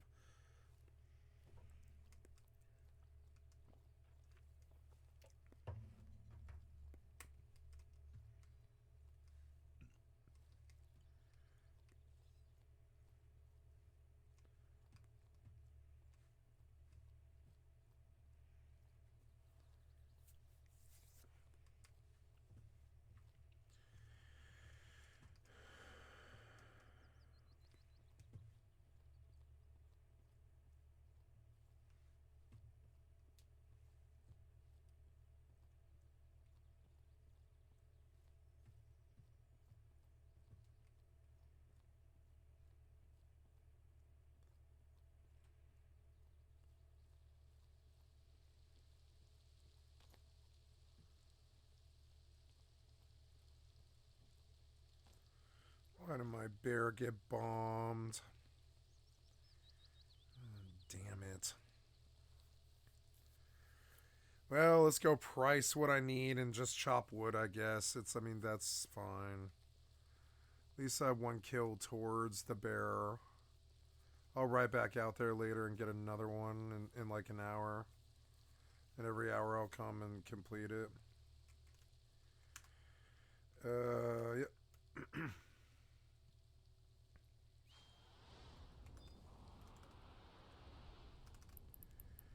Master at Arms, and I brought her in because I want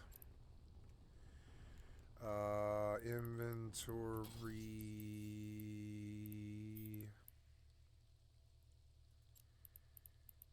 consume, Master at Arms, there we go, sweet. And we will look for ice.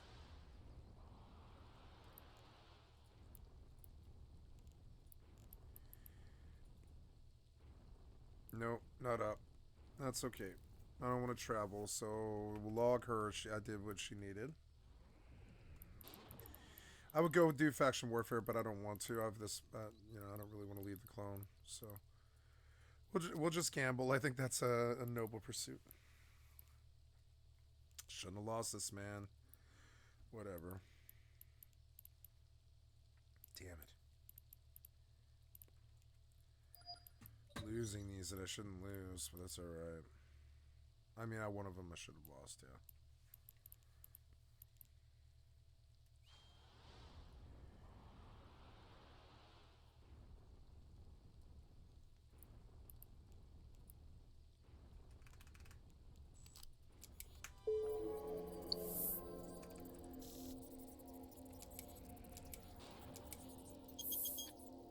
Your skill has increased.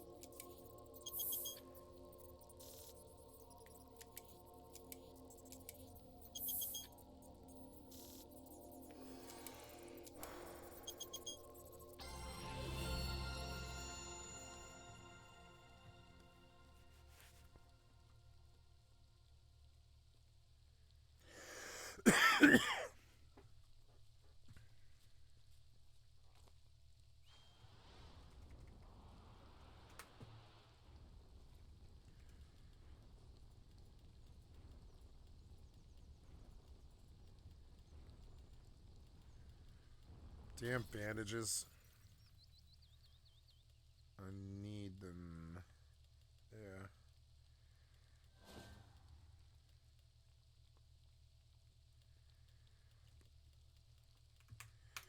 Well, I'll get to work getting the money to buy a pet. I suppose I'll do the work to shop for the pet first, but then once I know what I need, I'll farm up that amount of money and I'll buy a new pet. I can't believe how much time that guy cost me on his fucking stupid, like, reckless gank.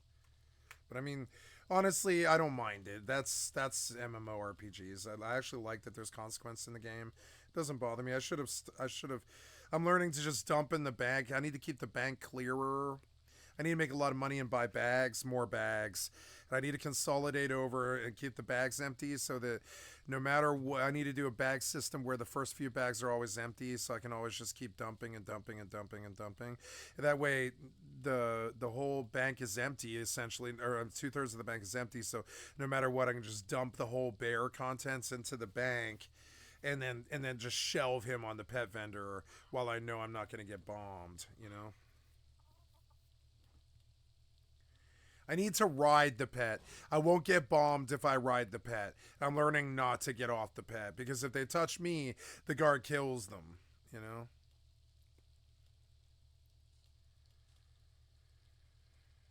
Direwolf's a good deal. What are my creature control pets points now? 63, which is pretty good actually. I might be able to do like a horse and a direwolf now. And I'm not far from that, so that's an option. Could take that. I want to buy that direwolf anyways. We're going to buy that direwolf. Direwolf, level 16 for 15 gold. We see there's a lot of direwolves. 16 gold. Looking for a black bear. I don't think I'll see one, but we're just... Oh, well, yeah, I saw one. But yeah, 45 gold is reasonable. This is basically the same level of bear that I just lost. For 45 gold, which really isn't that bad. That's like, you know, an hour worth of chopping wood or something. So I'll get a new mount and I'll buy this black bear. Maybe I'll get 100 gold or something. We'll go chopping now. I have to get this bear right away, so I'll just get to work chopping now, yeah.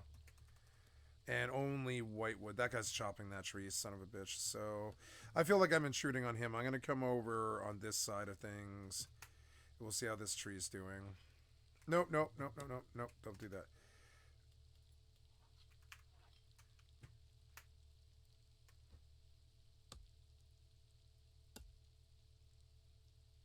What?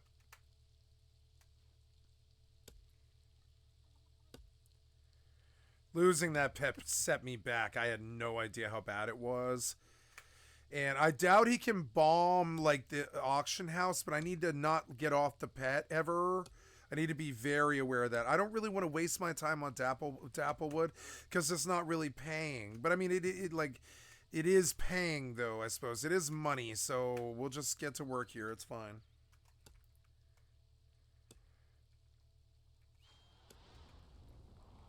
I'll learn to get the advanced synthesis. I better get it, actually. I keep breaking. It's fine. I mean, this was a normal quality, so I didn't lose anything here. Your skill has increased. Nice. Yeah, now give me advanced, accept. Yep. And we'll run again. Okay, and we'll do some gambling here. Claim my item. I got it, huh? I got that abyssal gyro stab. That's good. It's a nice little piece of abyssal loot. Too expensive. Large micro jump dry blueprint for fairly cheap. I'll take it. 4.4. I'll take it. Yeah. I don't mind it. Just skip because I know your skill has increased. I know I got this one. And claim and just come back and we'll see the time on the ones that I know I'm going to win. Refresh and Raven. Vexer. Loki, 228, 605,000 ISK. Yeah, Marshall, Magnetic, ECM, that's a reasonable price, I think. Actually, I'll take that, yeah. I'll have so many blueprints and so many items. Well, I'm scared to go to Jita because I know it's going to be so much fucking loot. So much loot.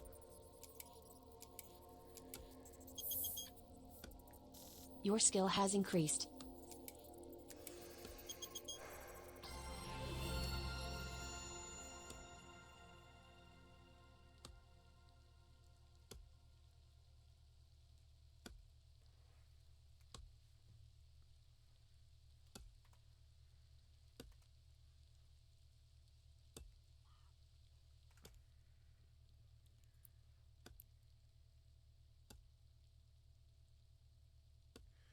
Here's 10 mil on a stabber. 4 mil chance. It's good, but I mean, it's not good enough. It's close, but it's not. Here's a 1MN. Its CPU usage is up, but I mean, it's no good. It doesn't have the stats you need. It doesn't do anything. So, yep, no good on that. I don't think so. It doesn't seem too good. There's Your a skill Thunder has Child, increased. which is a battleship. Too expensive. Go back to the relay. Yep, I found the right settings. Yep, you see lots of interesting good stuff. Oh yeah, like take this one. Yeah. 3 mil on a 2.6. Nah, I don't know, but it's still a skin. I'll take the chance on the skin. It's a gamble. These guys want to take it from me, and I think they probably will too. Watch me lose this. It's annoying.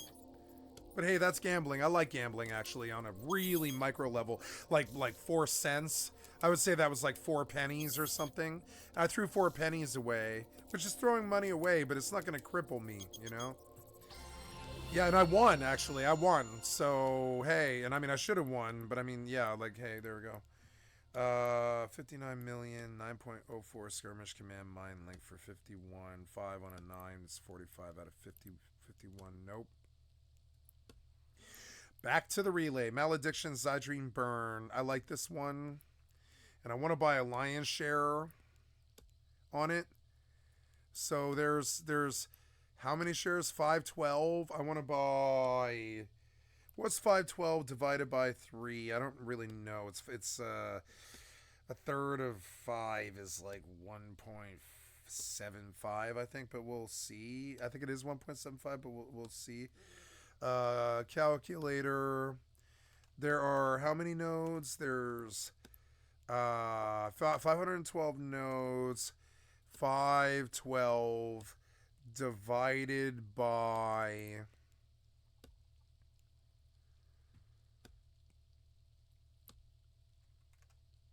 3 is one. I was close. It's 170.6. So I want to buy. So 170 times 2 would be 17 times 2 would be 34. I want to buy 340 of these to win it, which will cost me 15 million on a 25 million. But I mean, yeah. And then it's a good skin, and we'll see if I can win this. Yep, 307, 340. And I come in on a lion's share of it, and I try to swing it, right? And I'm seeing another element of the Hypernet I actually really like. Here's a mid-grade Halo Delta. I could buy a lion's share of this, too. It's worth 46, but I want to buy multiple. It would be 29 on a fucking 40 bet, and I don't like this item. I'm not gonna push it like that. So, yeah. I bet this tree is done. It is. We're going to get off it. I wasn't trying to chop Dapplewood, but whatever. We're going to come over where the guards tend to pat. You know, I don't want Dapplewood, really. Dapplewood. I wish the trees were more distinctive. Whitewood. Yeah, it's good. Good. That's money. Okay, so Prospect for 24 on a 676 bit. Yeah, and I can come in on a lion's share on this. I think I will, actually. I'll take it on 15. Absolutely. Take it for 15. Take the gamble. See if I can get it. I love the fucking hypernet. It's so addictive. It's like this penny gambling on WoW or on EvE Loot. It's so good. Eventually, I'll just be able to go to my house and I lost this for some reason, which feels really negative to me. And I like Prospect, but I mean, I've lost this for some reason. That feels negative to me. Why did I lose this? I had a lion's share. You understand? The fuck is that? It feels like some kind of weird thing. I'll take the lion's share again. 16 on a 24. Ain't no way he's taking this from me. There aren't no way. There's no way. Loot bags can fall under the ground in certain cases, or if a guard touches the general, it removes the loot bag.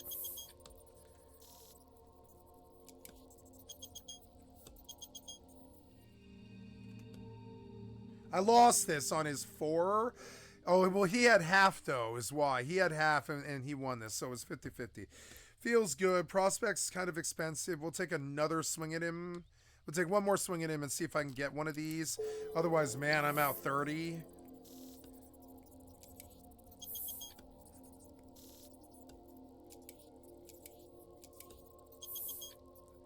Betting 50s is probably really fun, but see, the problem with betting 50s on the initial aggro... Did I lose? I lost. No, I got it. I lost! How did I lose 30 million on these prospects? What the fuck was that? That was a suckers game. What the fuck is that? I lost both. I lost 2 coin flips in a row. That seems wrong, but okay. Seems like some kind of weird thing. Yeah, sure. Seems good. Take it. Come on, Esco. Let's see if we, come in. I'll come in on 7 and take it.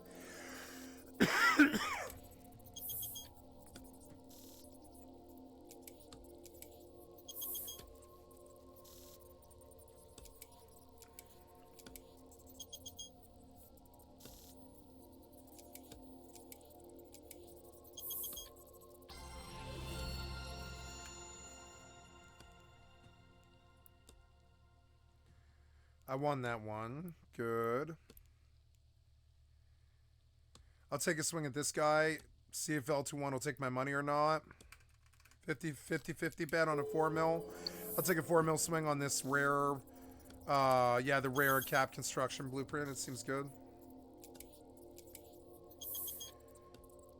My total net worth right now is 15 billion ISK. Somehow. I don't really understand that, but yeah, I have like 15 billion ISK, It didn't really seem like it. I thought maybe it was like 7 or something, but I'm at 15 billion ISK right now. Combined estimates, because all the stuff that I win all the time is actually worth something. And I'm just going to sit on it. I'm going to sit on it for like 5 years, and then I'll sell it all in bulk for like 100 bill, and I bet I get a buyer. Or, well, like maybe less, like 50 bill or something. It's like all of this is worth it. See, every time I take something like this from him, I'm just gonna use it. One day I'm gonna get around to industry, the next 5 years and stuff. And I don't want to mine anymore. I don't ever want to see any mining belts anymore. I will. Oh, this tree is probably done, right? Yeah, tree's done. Dapple. Gray. Excuse me.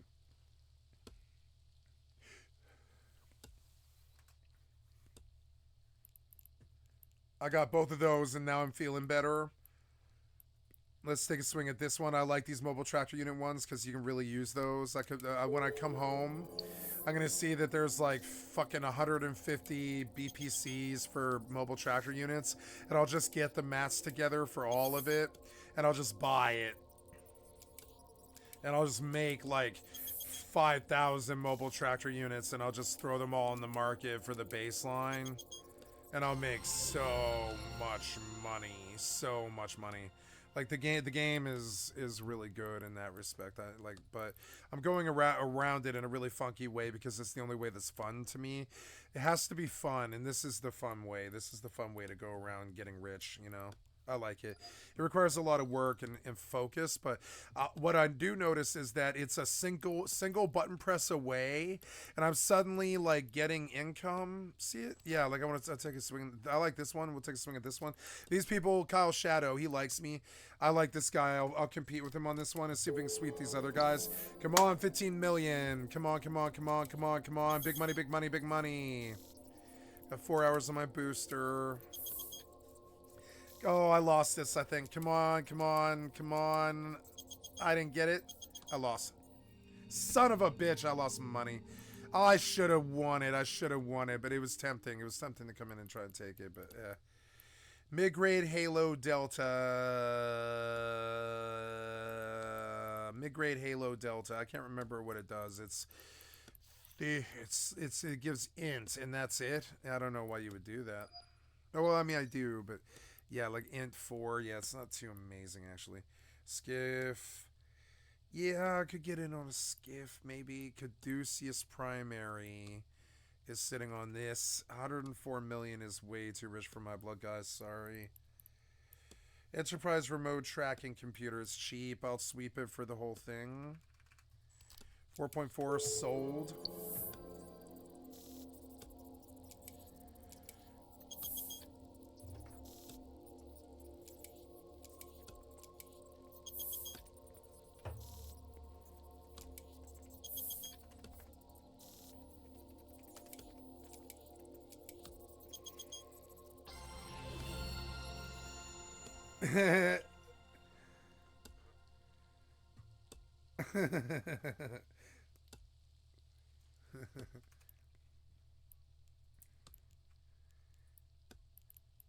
Okay, so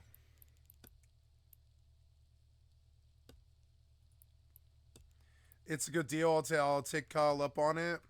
1.2 million sold. Come on, big money, big money.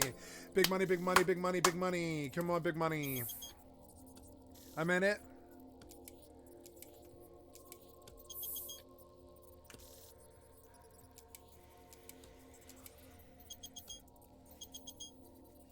I'm out. God damn it. But oh well, it's only a million. I don't mind that was a million on skin. I actually did. I loved it. I love that one. I don't mind losing it. Abyssal, it's not so good. Optimal range is really off the chart though. 25 point something km for an Abyssal Warp Disruptor. It's only a Warp Disruptor 2. But it's got, yeah, for an activation cost, it's more expensive, but it definitely has that range, 25, something like that. But I mean, that's not that good. It is also expensive. I like that one because you can't really lose on a 50-50 bet, the hydrogen fuel blocks, but I'm not sure they're used that much. I'll take that Iteron chance. I like that one. 3 mil. Okay, this wood is still going pretty strong. It's good. Got some good money here. I won't save up enough to get my bear. I lost this. I did lose this. Skip. Oh no, I won. I won. Yep, nice. Hey, cool. I beat him on it. Yeah, I'll take it. I'll take it. That's good. Half price, bitch. Let's go. Abyssal Warp Disruptor. It's got good optimal range on it. It's expensive, but it's also cheaper. 6? I don't know. I could take a swing at it. They want 6 mil. It's too rich for my blood. I'm terribly sorry. Stratio Strip, Mining, yeah, Arbiter.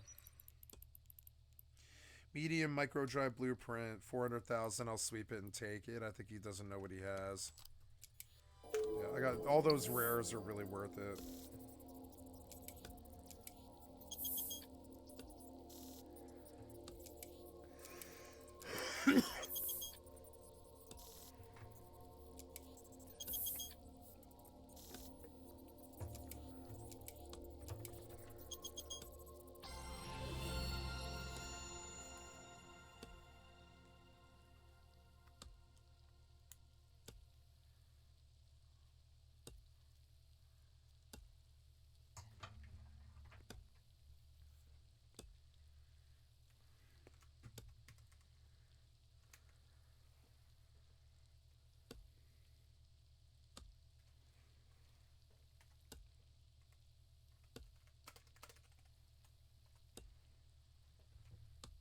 don't we all?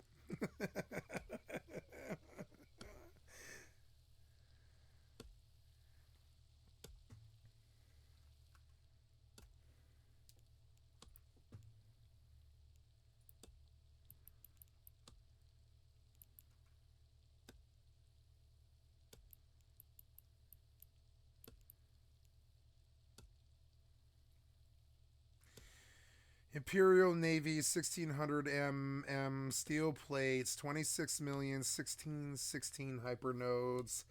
I like the piece. It's strong. The Imperial Navy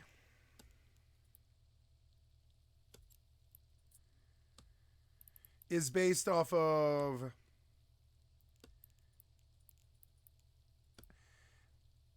it's an Imperial Navy 1600 mm steel plate. Those are worth a lot, but I mean, I don't know what this Abyssal is worth. I don't want to sweep it for that price. It's too rich for my blood. It's too rich. Corporate A-type multi-spectrum for 126 mil. 7. Nope.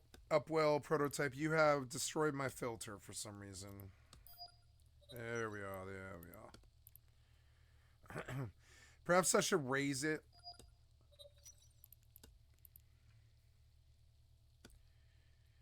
$20 mil on a 30 swing. I'll take it. I mean, it's a profit and I like the skin. I'll take it. 22.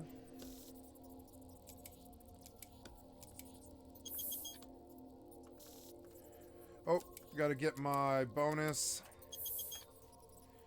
And paying 60G every time I want to fucking craft is so annoying. I'm level 15 goldsmithing. That's good. Hey, I won that. And I made 10 mil. Not bad. And well, I mean, I made a skim for 10 mil off. I got a skim for cheap. Like, and when I get home, I'll use all the skins and I'll be banking like 64 skins all at once. It'll be so cool. All into my Your head. skill So has like whenever I increased. fly a ship ever, it's really good. Burn transneural scanner. I don't really know what that is, but it's this elaborate device utilizes a combination of magnetic resonance imaging and emission tomography to quickly acquire a detailed scan of a human brain down to the quantum level. This information can then be transmitted to a cortex reconstructor in a remote facility to transfer the subject's memories and personality into a fresh clone. This process is both rapid and destructive, leaving the original brain in the transneural scanner damaged beyond repair. This tree is probably dead. No, not dead. No. I'm good, actually. Doing good. Your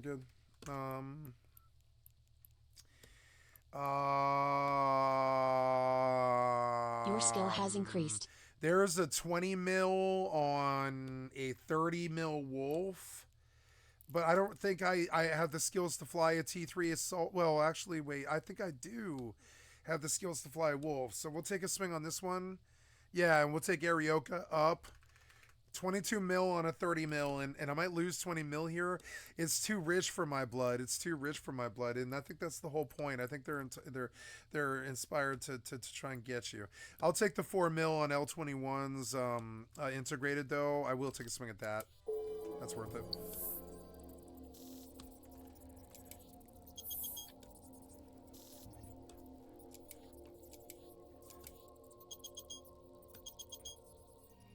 Oh, I lost it, which is annoying to me.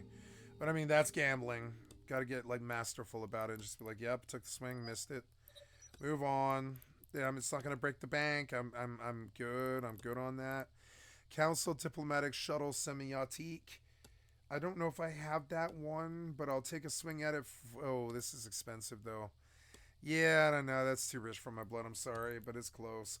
Neutron, Osprey, large. The Osprey Navy issue is, yeah, what, 32 on a 48? 32 on a 48 is good, and an Osprey Navy issue, don't believe I would actually fly it very often, so. Abyssal Radiation Sink, and it's got all green. Seems good. I'll take a swing on this one, even though it's rich, but I think actually it's a good Abyssal Radiation Sink, yeah.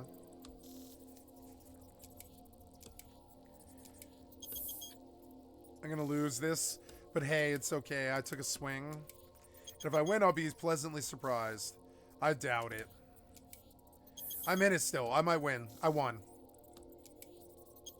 No, I lost. He had it at the end. Yep, and that was expensive, and it was an expensive proposition to take a swing at it, but it's all right, you know. Oh, I should have looked at that Capsuleer hat. That's all right. I wish you could go back a page to what I just looked at. Can I look at the previous? Nope. Should let me look at the previous page. Anathema, 27 mil, 4 plus 4, 16. Gnosis for 4 times 8 would be 32. 32 and a 43. Stabber Exoplanets. I'll take his swing, yeah. Yep. I'll take that, yep. Okay, we're down on this tree. On to the next one.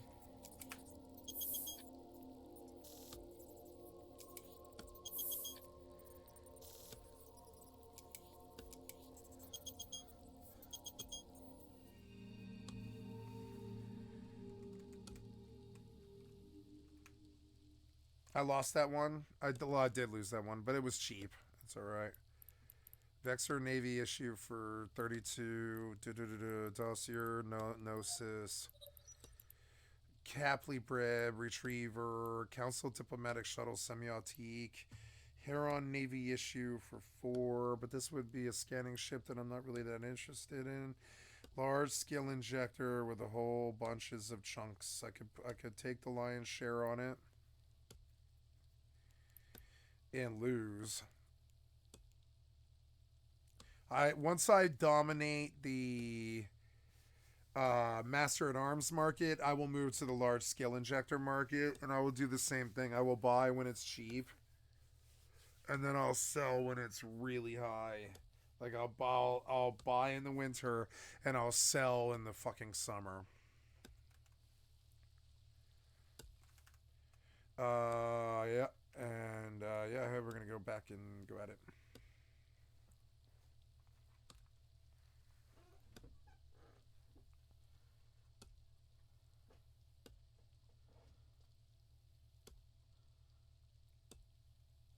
Your skill has increased. Nice. I am 15. Nice. I was 7 like 2 days ago. I've gone up. I leveled fast. And now I've got the funds to just do it for a while, which is good. I can even make a profit off of it, really. Silver's already a profit, yeah. Make a lot of silver ingots, you know. Your skill has increased. Oh, yeah, I love it. Yeah.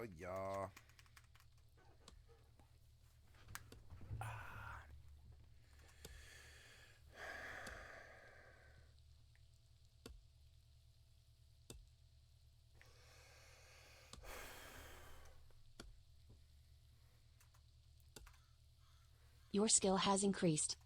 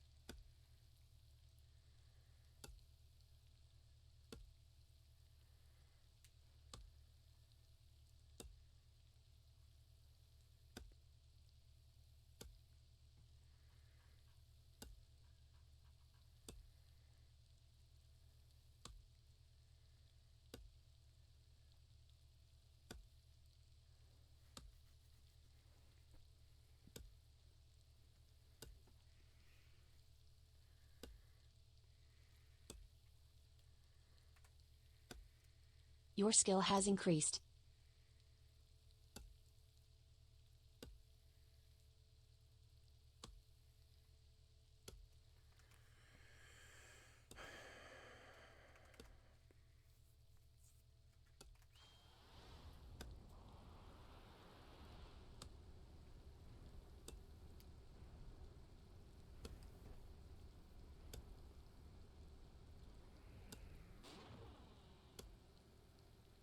Your skill has increased.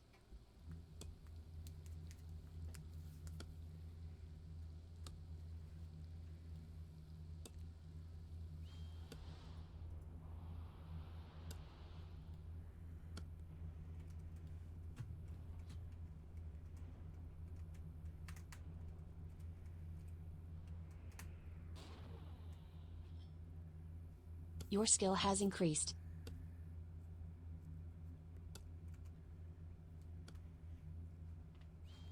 $16 goldsmithing.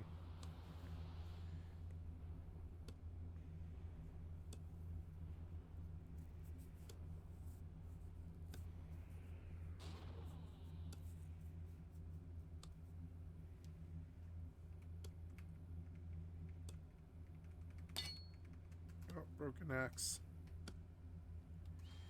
I'm gonna get this bear money. I might have it now, but I don't think so. I think I've only got like 30 gold. I'll have to keep going.